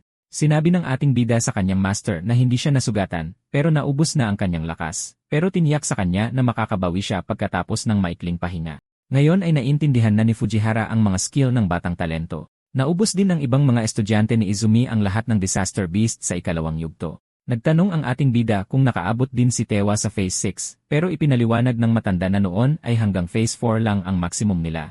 Nang hindi iyon sapat, tinaasan nila ito sa 8 sa pagkakataong ito, pero pinalawak ito hanggang Phase 6 pagkatapos nyon. Dinala ni Izumi ang kanyang estudyante para panoorin ang ibang mga kalahok na pumapasok sa ikalawang yugto. Samantala, napagod si Rimi matapos tapusin ang isang mahirap na class at nalamang imposibleng malampasan ang Nightmare class kaya sumuko na. Ginawa na ni Sei ang kanyang makakaya at sinakal ang mga halimaw sa isang higanteng water sphere. Dahil halos maubos na ang kanyang mana, nalaman din niyang imposibleng malampasan ang susunod na antas kaya sumuko na. Nagulat ang ating bida na makita silang wala na dahil mas mataas ang inaasahan niya sa kanila. Ipinaalala sa kanya ni Fujihara na karamihan sa mga kalahok ay hindi man lang malinis ang normal class. At sa bilis ng pagkatalo nila sa Electric Rhino, tiwala siyang mapupunta sila sa top 1-0. Gayunpaman, hindi pa lumalabas ang dalawang manlalaban matapos sumuko dahil hindi pinahihintulutan ang pag-alis sa testing ground maliban kung malubhang nasugatan. Sa kabilang banda, nakaabot ang ibang mga kalahok sa Nightmare class. Tiwala si Haito na mapapatumba ni Gaku Iyui ang kahit isang Purgatory Giant gamit ang kanyang pambihirang artifact. Ngunit para kay Shion Nakagami, na isang Shikigami user, ang pag-abot dito ay nagpapakita ng kanyang dedikasyon sa laban. Nag-transform si Shion bilang isang higanteng halimaw at sinuntok ang higante ng isang malakas na suntok. Nagulat ang ating bida na ang Shikigami ay maaaring magbago sa iba't ibang anyo at iniisip kung kaya rin iyon ng Jade Butterfly ni Ajeha. Gayunpaman, sinabi sa kanya ni Ajeha na hindi niya iyon kayang gawin at ito ang unang pagkakataon niyang makakita ng transformation. May iba't ibang uri ang mga Shikigami at ang kanilang mga kakayahan ay isang misteryo. At pinayuhan niya ang ating bida na mag-ingat kung sakaling makaharap siya ng isang Shikigami. Ngayon ay napagtanto na ng ating bida kung gaano kalakas ang mga Shikigami at nagpasya siyang ibigay ang lahat ng Massy Drops sa itim na asong ninakaw niya kay Charles mula ngayon. Dahil wala na sina Saya at Rimu, wala nang nakikitang dahilan si Tenma para manatili at nagpasyang umalis. Sakto, nakuha ni Ibra ang kanyang atensyon, at nagulat siya nang makita ang baluti nito. Ang Epic Dragon Gear ang pinakamalakas na artifact na iniwan ng tatay ni Iberia para sa kanya. May sariling kalooban ng artifact at pinipili nito ang kanyang amo. Nagdaan si Iberia sa impyerno para makuha ang baluti, at dahil dito, tumataas ang kanyang stats bawat minuto. Gayunpaman, kung isusuot niya ito ng mas matagal sa 15 minuto, tatamaan siya ng parusa, kaya kailangan niyang tapusin bago iyon. Habang kinakaharap ni Ibarra ang mga Purgatory Giant, alam niyang galing kay Tenma ang anunsyo tungkol sa paglilinis ng Nightmare Class. Sinusubukan niyang gawin ang lahat para hindi pabigatin ang kanyang kaibigan dahil doble ang lakas nilang dalawa kapag magkasama. Tumalon si Ibra sa higante, sinisira ang baluti nito, at sa pagtatapos niyon, natapos ang ikalawang yugto. Inanunsyo ni Fujihara na ang top 1-0 lamang na may pinakamataas na puntos ang aabante sa National Tournament Main Event. Ang top 2 ay makakatanggap ng mga espesyal na gantimpala. Tiwala si Gaku na walang sinuman maliban kay Hanyu ang magkakaroon ng mas maraming puntos kaysa sa kanya, at makukuha niya ang espesyal na gantimpalang iyon. Nagpatuloy si Fujihara sa pag-anunsyo ng top 1-0, at nagulat ang lahat nang makita ang mga leaderboard. Nagulat ang lahat na makita ang ating bida na nakakuha ng higit sa 100,000 puntos dahil si Jintaiwa ay nakakuha lamang ng 60,000. Alam nilang madali niyang makukuha ang unang pwesto sa bansa sa score na yon. Ang bawat Purgatory Giant ay 5,000 puntos lang bawat patay, at nagtataka si Rimu kung ilan ang pinatay ng ating bida para makuha ang kanyang katawa-tawang score. Gayunpaman, hindi makapaniwala si Gaku na nakuha niya ang ikatlong pwesto, at isang lalaki na hindi niya panarinig ay nakakuha ng napakalaking score. Nalungkot si Seiya nang makita ang agwat sa pagitan ni Tenma at ng kanyang kapangyarihan, at pakiramdam niya ay hindi siya para sa isang trabahong panlaban. Inanunsyo ni Fujihara na tapos na ang mga provincial qualifier, at nangunguna si Tenma sa pambansang ranggo na may lamang na 65,000 puntos. Hindi makita ni Ibra ang mukha ng kanyang ama, pero alam niyang masaya ito. Nagdiwang siya para sa kanyang kaibigang nakakuha ng unang pwesto, ngunit ipinagmamalaki rin niya ang kanyang sarili na hindi niya binigyan ng kahihiyan ang pangalan. Nagtapos na ang ika-21 Savior Alliance National Tournament Qualifiers, at binuhat ng ating bida ang kanyang kaibigan palabas pagkatapos ng isang mahirap na laban. Samantala, sa South Continent District 1, naiinis ang isang manlalaban na lumabas ng maaga para lang panoorin ang isang matandang nagme-meditate. Binalaan siya ng kanyang kaibigan na mag-ingat dahil ang matanda sa harap niya ay ang commander ng South Continent na kayang hulaan ang hinaharap. Gayunpaman, nagtataka ang manlalaban kung bakit palagi silang naabisuhan pagkatapos ng mailagay ang mga harang. Dahil kung kaya ni Bargar hulaan ang hinaharap, dapat niyang masabi ng maaga kung saan babagsak ang mga monolith. Maliit na yugto lang ng hinaharap ang kayang hulaan ni Bargar. Ngunit ang dahilan kung bakit kasama siya sa mga bigatin ng sangkatauhan tulad ni Izumi ay dahil 100% tumpak ang kanyang propesya. Biglang nataranta si Bargar at natumba. Tinulungan siya ng kanyang mga tagasunod na tumayo at sumigaw siyang nasa panganib ang North. Isang napakalaking disaster beast ang malapit ng sumalakay sa Northern Continent at kasama sa kanila ay isang disaster beast na lampas sa level 100. Sa wakas, umabot na sa 1,500 puntos ang stats ni Tenma. Karaniwan, bawat level up ay nagdaragdag ng 50 stat points, kaya ang 1,500 ay naglalagay sa ating bida sa bandang level 30 bilang isang normal na awakener. Ang liksi at depensa ay maaaring tumaas ng walang hanggan salamat sa mga passive skill, at ang mana ay bumabawi ng walang hanggan sa passive ng mana sense. Ngunit ang attack power ang tanging bagay na walang paraan ang ating bida para mapataas, at iniisip niya kung magagawa niya ito. Sakto, tinawag siya ng kanyang mga kaibigan para sa hapunan, at isinantabi niya muna iyon at nagpa siyang humanap ng paraan para makakuha ng skill na magpapalakas sa kanyang attack power mamaya. Sa hapagkainan, nahanap ng ating bida na nawawala si Iberia. Sinabi sa kanya ni Adia na ginamot na niya ito kanina at magaling na ang kanyang mga sugat, ngunit sobra siyang pagod kaya natutulog pa rin siya. Nagulat si Rimu na nalinis ni Iberia ang Nightmare Class na kahit sila ni Saya ay hindi matalo. Biglang, nagulat si Saya nang may makita sa likuran. Sinabihan niya si Rimu na tumingin sa likod niya, at isang matangkad na figura ang nanakot din kay Rimu. Sumugod si Iberia sa pagkain at nagsimulang kumain ng desperado. Pinagalitan siya ni Rimu sa pananakot sa kanya at pagkain sa mesa ng iba. Ibinaba ni Iberia ang plato, kaya inakala ni Rimu na gusto niyang makipag-away. Pero sa halip, napabuntong hininga lang siya matapos kumain ng masarap na pagkain. Nang malaman na si Rimu ang nagluto, sinabihan siya ni Iberia na tumigil na sa pagiging awakener at maging chef na lang dahil mas magaling siya roon.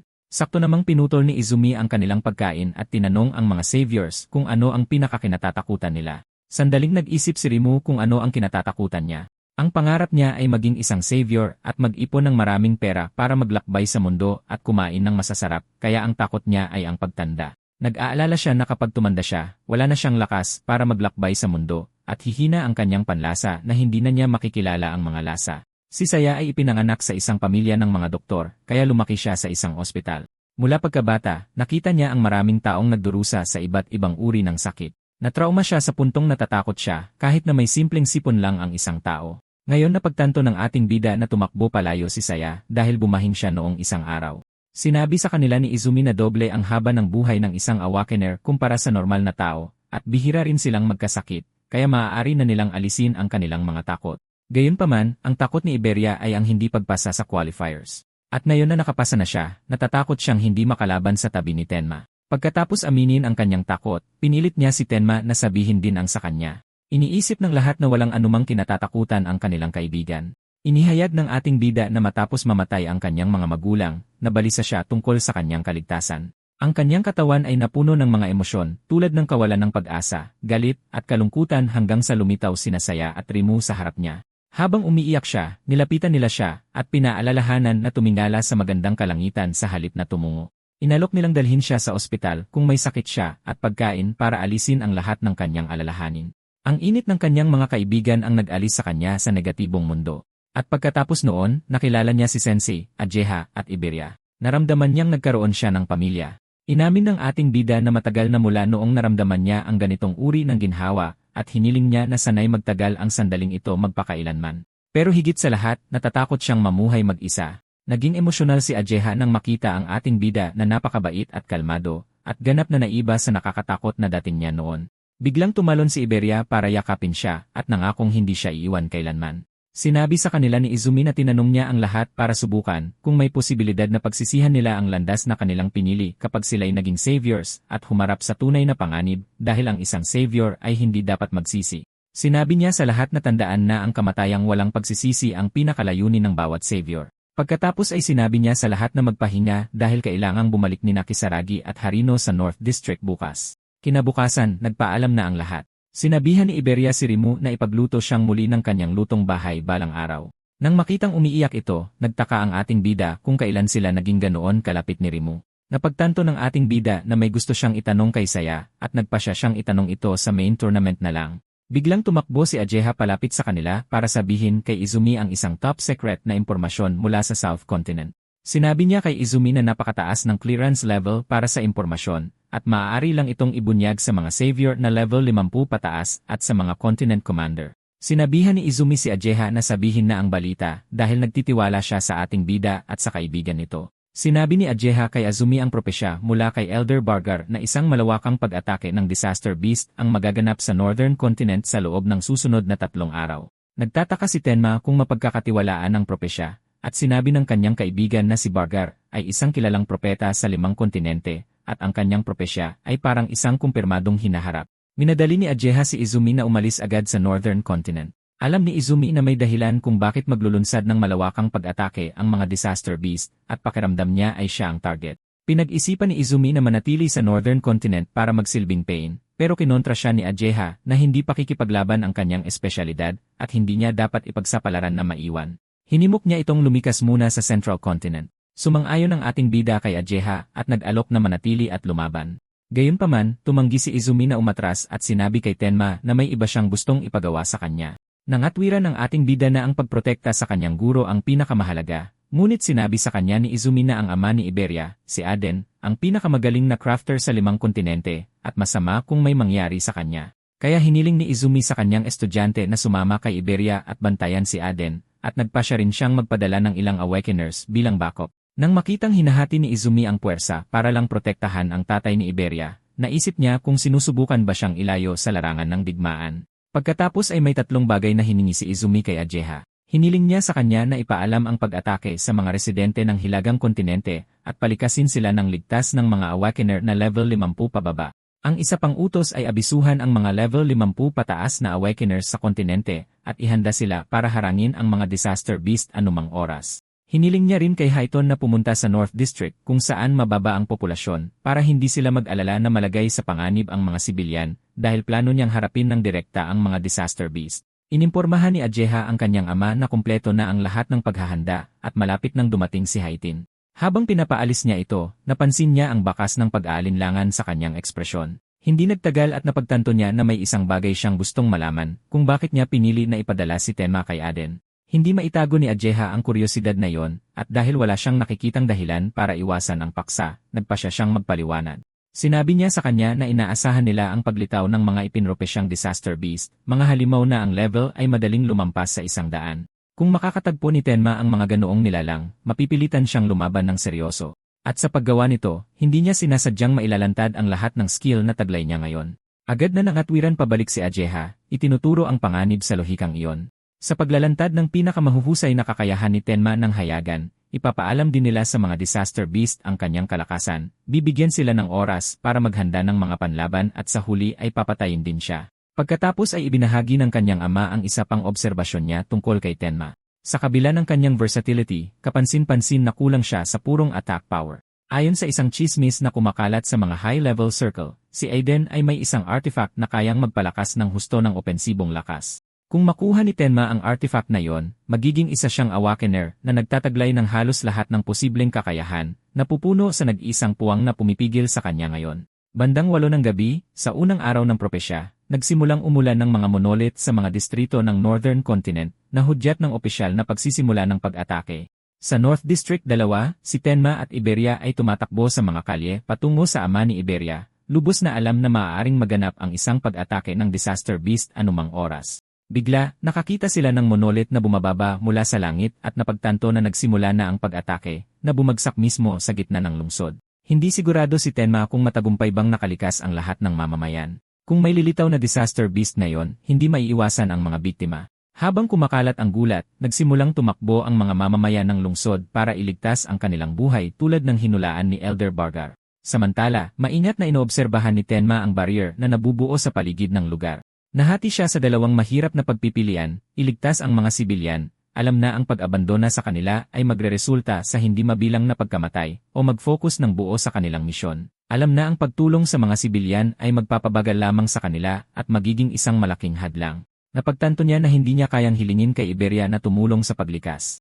Malinaw na nag-aalala si Iberia para sa kanyang ama at hindi man lang humingi ng pahinga kahit napagod na. Gayunpaman, bago pa man makapagsalita si Tenma, kusang loob na iminungkahi ni Iberia na tulungan muna ang mga sibilyan. Dahil doon, mabilis silang nagbago ng plano, nagpasya na puksain muna ang disaster beast sa loob ng lungsod bago ang lahat. Sa loob ng lungsod, isang flame golem, level 21, ang lumitaw na. Ilang mga bayani ang desperadong sinusubukang pigilan ito, ngunit ang kanilang mga level ay mas mababa kaysa sa mga halimaw, na ginagawang isang talo-talo na sitwasyon. Habang nagpapalitan sila ng tingin at tinatasa ang pinsala, napagtanto nilang wala na silang gaanong magagawa. Isa-isa, nagpasya silang tumalikod at tumakbo para iligtas ang kanilang buhay, maliban sa isang water elementalist. Sumugod ang lalaki para harapin ang halimaw kahit natakot ang bumabalot sa kanyang buong katawan. Halos maihina siya sa kanyang salawal, ngunit tumanggi siyang ipakita ang kanyang takot sa labas. Sa pamamagitan ng purong pagsisikap, nagawa niyang pabagsakin ang halimaw ng isang beses.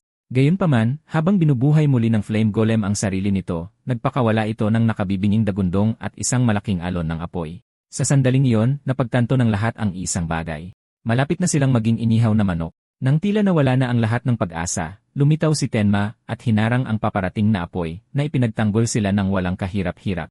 Agad niyang inatasan si Iberia na gabayan ang mga sibilyan sa kaligtasan habang siya na ang bahala sa halimaw mag-isa. Ang mga sibilyan ay hindi makapaniwalang nakatingin sa pader ng yelo na nagpoprotekta sa kanila at galit na tinanong si Iberia kung sila ay mga saviors. Mabilis na itinanggi ni Iberia ang paratang, bagamat may kumpiyansa siyang idineklara na malalampasan niya si Jintayua balang araw. Ang mga sibilyan, na nanginig pa rin, ay sinigawan siya, tinawag siyang paslit, kahit na iniligtas niya ang kanilang buhay, pagkatapos ay napunta ang kanilang atensyon sa ating bida. Napansin nila si Tenma na nakatayo roon, ganap na nababalutan ng ice armor. Sa isang sandali, nagtaka sila kung ang kanyang katawan mismo ay isang uri ng artifact. Ilang panahon na ang nakalipas, binalaan ni Izumi si Tenma tungkol sa itim na spear na ginagamit niya. Bagamat mayroon itong napakalaking kapangyarihan, masyadong mahaba ang casting time nito. Laban sa isang tunay na malakas na disaster beast, ang bilis ng paglipad nito ay hindi man lang maituturing na mabilis. Kung sumablay ang unang tira, agad na mag-iingat ang kalaban, na lalong magpapahirap na tumama sa pangalawang pagkakataon. Pinayuhan siya ni Izumi na iwasan ang paggamit nito hanggat maaari at umasa lamang dito kapag talagang kinakailangan, kapag sigurado siyang matatapos niya ang kalaban sa isang atake. Balik sa kasalukuyan, napagtanto ni Tenma na ang paggamit ng itim na spear sa gitna ng maraming tao ay mas makakakuha ng atensyon sa kanya, lalo na't may mga bulong-bulungan na isa siyang high-level na awakener. Nagpasya siyang umasa na lang sa purong napakalakas na puwersa. Inactivate ang kanyang Thunder Wave, tumalon siya sa ere, at nagpakawala ng isang malakas na sipadiretso sa ulo ng halimaw na nagpatilapon dito sa lupa. Napatulala ang mga manonood. Isang disaster beast ang binubugbog ng isang mukhang hindi mas matanda sa isang teenager. Marami ang nag-aakala na malubha nang nasugatan ang Flame Golem. Gayunpaman, mas alam ng mga sibilyan na nakasaksi sa laban ng malapitan. Hindi sila makapaniwala na ang isang level 21 na Flame Golem ay hindi man lang nagalaw siya. Lalo lang nitong pinalalim ang kanilang pagkalito na nagtanong sa kanila kung sino ba talaga si Tenma. Sa sandaling matalo ang halimaw, agad na tumakas sina Tenma at Iberia sa lugar. Ang mga natitirang bayani ay naiwang nakatayo sa tulalang katahimikan, hindi maproseso ang napakalakas na palabas ng kapangyarihan na kanilang nasaksihan. Habang tumatakbo kasama ang kanyang kasama, pinag-iisipan ni Tenma ang laban. Ang katotohanang imposible ang isang instant kill laban sa isang disaster beast ng ganoong level ay hindi magandang senyales para sa kung ano ang darating. Kung ang mga halimaw na tulad nito ay simula pa lang, mas malala pa ang naghihintay sa kanila. Isang bagay ang malinaw sa kanya ngayon. Kailangan niyang humanap ng paraan para mapalakas ang kanyang kapangyarihan anuman ang mangyari. Namangha si Iberia sa bilis ng kanyang kaibigan. Gayunpaman, iniisip ng ating bida na walang silbi ang kanyang bilis kung walang kapangyarihan. Napagtanto ni Iberia ang katotohanan dito at sinabi sa kanya na may paraan para mapalakas ang attack power. Kaya sinabi niya kay Tenma na puno ng artifacts ang bodega ng kanyang ama at siguradong mayroong isa na makakapagpalakas ng attack power. At dahil malakas siya at estudyante ni Izumi, siguradong bibigyan siya ng kanyang ama ng isa. Nagsimulang maglaway si Iberia habang iniisip ang kanyang kaibigan na nababalutan ng artifacts at minadali siyang pumunta sa bahay niya para kumuha ng isang bagay mula sa kanyang ama. Inakala ng ating bida na pinipigilan niya ang kanyang bilis, ngunit nang makita ang kanyang kaibigan na hingal kahit sa kanyang liksi ay napagtanto niyang nahihirapan itong makasabay. Kaya hinawakan ng ating bida ang kanyang kaibigan para hindi siya masyadong mapagod para labanan ang disaster beast at tumakbo. Sumigaw si Iberia sa takot dahil sa sobrang bilis, pero sinabi ng ating bida na tiisin niya ito dahil sa sobrang daming oras na nasayang. Pagkatapos ng maikling pagtakbo, napabuntong hininga si Iberia sa ginhawa dahil nakarating siyang buo. Nagtataka ang ating bida kung bakit nakatira ang ama ng kanyang kaibigan sa isang malalim na gubat kung mas ligtas sa bayan, at ipinaliwanag ni Iberia na masyadong maingay para sa kanyang ama na mag-concentrate sa paggawa sa bayan. Gayunpaman, binalaan niya ang kanyang kaibigan na huwag maliitin ang depensa dahil mayroong napakaraming patibong sa buong lugar. Ngayon napagtanto ng ating bida kung bakit niya nararamdaman ang mga bakas ng mana, at tiniyak sa kanya ng kanyang kaibigan na magiging maayos siya basta't susundan niya ang landas. Alam ni Tenma na maiiwasan niya ang mga patibong gamit ang kanyang mana sense. Ang kanyang kaibigan, na masyadong kampante sa sarili, ay biglang natapakan ang isang patibong. Nagsimula siyang magpanik dahil ang patibong na natapakan niya ang pinakaproblematiko. Naramdaman ng ating bida na lumalakas ang mana, at bigla, isang malaking iron golem ang tumayo sa harap nila. Nagulat ang ating bida na mayroon pa palang humanoid artifacts ang matanda. Iwinasiwas ng iron golem ang kanyang braso para atakihin si Iberia, pero humarang ang ating bida at sinalo ang suntok. Habang nakatayo ang ating bida laban sa golem, alam niyang mas malakas ang attack power ng artifact kaysa sa kanya. Gayunpaman, hindi pa rin niya masisira ang artifact gamit ang kanyang piercing true sphere dahil ito ay para protektahan ang ama ng kanyang kaibigan. Tinanong niya si Iberia kung may paraan para pigilan ang golem, at sinabi sa kanya ni Iberia na kunin ang Karma Stone sa dibdib nito dahil iyon ang pinagmumulan ng lakas. Inactivate ng ating bida ang kanyang Thunder Wave dahil kahit mas mababa ang kanyang attack power, mas mabilis naman siya. Mabilis siyang umakyat sa braso ng Iron Golem at ninakaw ang Karma Stone nito. Biglang sumigaw si Iberia kay Jusuke na tumigil. Nagulat ang ating bida nang lumingon siya at nakita ang isang lalaki na susuntukin siya. Nilinaw ni Jusuke na akala niya ay mga bandido sila, at nagtaka ang ating bida kung paano siya nakapasok ng walang anumang mana waves. Lalo pa siyang nagulat nang makitang nawala ang espada. Ipinakilala ni Iberia ang kanyang kaibigan kay Jusuke at sinubukang magbigay ng mas maraming detalye, ngunit nagmamadali ang ating bida na dumiretso sa paksa. Sinabi sa kanila ni Jusuke na nasa likod ang matanda, ngunit binalaan silang mag-ingat dahil masama ang kanyang mood. Tuwang-tuwang sinabi ni Iberia sa kanyang ama na nakapasa siya sa qualifiers at natapos niya ang Nightmare class na pumang-apat sa rehiyon. Hinihiling niya sa kanyang ama na tuparin ang kanyang pangako at bigyan siya ng artifact na kanyang pipiliin. Pero sa halip na artifact, isang sampal sa mukha ang natanggap ni Iberia. Hiningi ng kanyang ama na ibalik ang Dragon Gear na ninakaw niya. Sinubukan ni Iberia na tumutol na hiniram lang niya ang artifact, Ngunit pinagalitan siya ng kanyang ama sa pagiging masyadong padalos-dalos dahil ang pagsusuot ng Dragon Gear ng matagal ay may hindi na mababagong kahihinatnan. Galit na lumabas si Iberia at humarap ang matanda sa ating bida na nakilala siyang estudyante ni Azumi. Nagpakilala ang ating bida at ipinaliwanag sa matanda na ipinadala siya para protektahan ito dahil sa propesya tungkol sa isang malawakang pag-atake ng Disaster Beast. Alam ng matanda na mataas ang standards ni Izumi at bihirang tumanggap ng disipulo, kaya nagtataka siya kung bakit pipiliin niya ang isang mukhang ordinaryo tulad ng ating bida. Biglang nanlaki sa gulat ang mga mata ng matanda nang mapagtanto niyang maaaring naka-fixed ang level ng bata sa harap niya. Iniisip ng matanda na pinipeke ng ating bida ang kanyang stats gamit ang isang uri ng artifact. Ngunit sinabi sa kanya ni Tenma na hindi. Ngayon napagtanto ng matanda kung bakit hiniling ni Izumi ang artifact. Sinabi niya sa bata na magaling ang kanyang guro sa pag-unawa sa kanyang kita at lugi at laging humihingi ng kapalit. Gayunpaman, walang narinig ang ating bida tungkol sa isang kapalit at hiniling lang na bantayan ang matanda. Sinabi ni Aiden sa ating bida na nakatanggap siya ng mensahe na humihingi ng isang partikular na artifact kapalit ng pagpayag na protektahan siya ng disipulo ni Izumi. Hindi alintana ng ating bida na protektahan ang matanda kahit walang kapalit pero hindi rin alintana ng matanda na bigyan siya ng isa. Gayunpaman, nagtataka si Aiden kung bakit partikular na pinili ni Azumi ang isang palpak na produkto. Noong una, ito ay isang item na ginawa para ilabas ang maximum attack power ng isang Awakener, ngunit biglang may lumitaw na lamat dito. Naging unknown ang rank ng artifact at isang misteryosong broken effect ang idinagdag dito. Ang broken effect ay nagre-reset ang critical rate kapag tumaas ang level ng gumagamit. Kaya ang artifact ay nagiging ganap na walang silbi para sa isang normal na Awakener. Nalito ang matanda kung bakit hiniling ni Izumi ang artifact na ito, ngunit ngayon na nakikita ang kanyang stats, naiintindihan na niya ang dahilan. Nahanap ng matanda na espesyal ang ating bida. Hindi niya alam kung paano siya lumalakas, ngunit naniniwala siyang perpekto ang artifact para kay Tenma na hindi tumataas ang level. Habang tinatalo niya ang mga Disaster Beast, ang kanyang critical rate ay aabot sa 100%. At sa hinaharap, bawat atake ay lalakas ng 10 beses. Isinuot ng ating bida ang Broken Critical Crystal, ngunit tumataas lamang ang critical rate kapag natatalo niya ang mga kalaban na may mas mataas na attack power kaysa sa kanya na medyo mahirap. Kaya nagpasya siyang mag-isip ng mga panlaban pagkatapos makaligtas sa pag-atake. Nakita ni Aiden na bagay ang artifact para kay Tenma. Nagpasalamat ang ating bida sa matanda, ngunit naniniwala si Aiden na ginagawa niya ang artifact habang sila ay lumalaban sa mga halimaw, kaya hindi kailangan ng pasasalamat. Tiniyak niya sa ating bida na hindi aatake ang mga Disaster Beast sa ganoong kalayong lugar maliban kung alam na nila ang kanyang lokasyon at sinabihan siyang magpahinga. Biglang may nahulog, at habang tumitingala ang lahat, nagulat silang makita ang isang berdeng barrier sa kalangitan.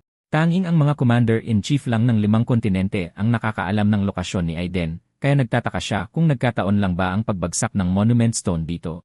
Inutusan ni Jusuke ang lahat na manatili sa likod, ngunit sinabi sa kanya ng ating bida na papunta na sa kanila ang mga Disaster Beast. Nadarama ng ating bida na may papalapit sa kanila sa napakabilis na takbo. Sumugod ang mga halimaw, at isa sa kanila ay iwinasiwas ang matatalas na kuko kay Tenma. Hinawakan ng ating bida ang halimaw at hiniwa ito. Gaano man karaming halimaw sa level na ito ang dumating sa ating bida, tiwala siyang madali niya silang matatapos gamit ang isang Lotus Explosion. Iniisip niya na baka kayanin din ni Jusuke ang Lotus Explosion, ngunit nag-aalala siya na baka madamay sina Aidan at Iberia, na nagtatago sa kubo sa likod, kung gagamitin niya ang Lotus Explosion nang walang pag-ingat. Nilinis ng ating bida ang mga halimaw at umatras. Bigla niyang naramdaman ang isa pang mas malakas na alon ng magic power, habang mas maraming halimaw ang papunta sa kanya. Samantala, ipinaalam ng Demon King na si Yamaraja sa kanyang Panginoon na ang unang pangkat ng advance party na binubuo ng mga alipin mula sa mababang uri ay naipadala na sa mundo ng mga tao. Tinanong niya ang Panginoon kung sino sa 8 Demon King ang dapat pagkatiwalaan sa pamumuno ng pangunahing puwersa.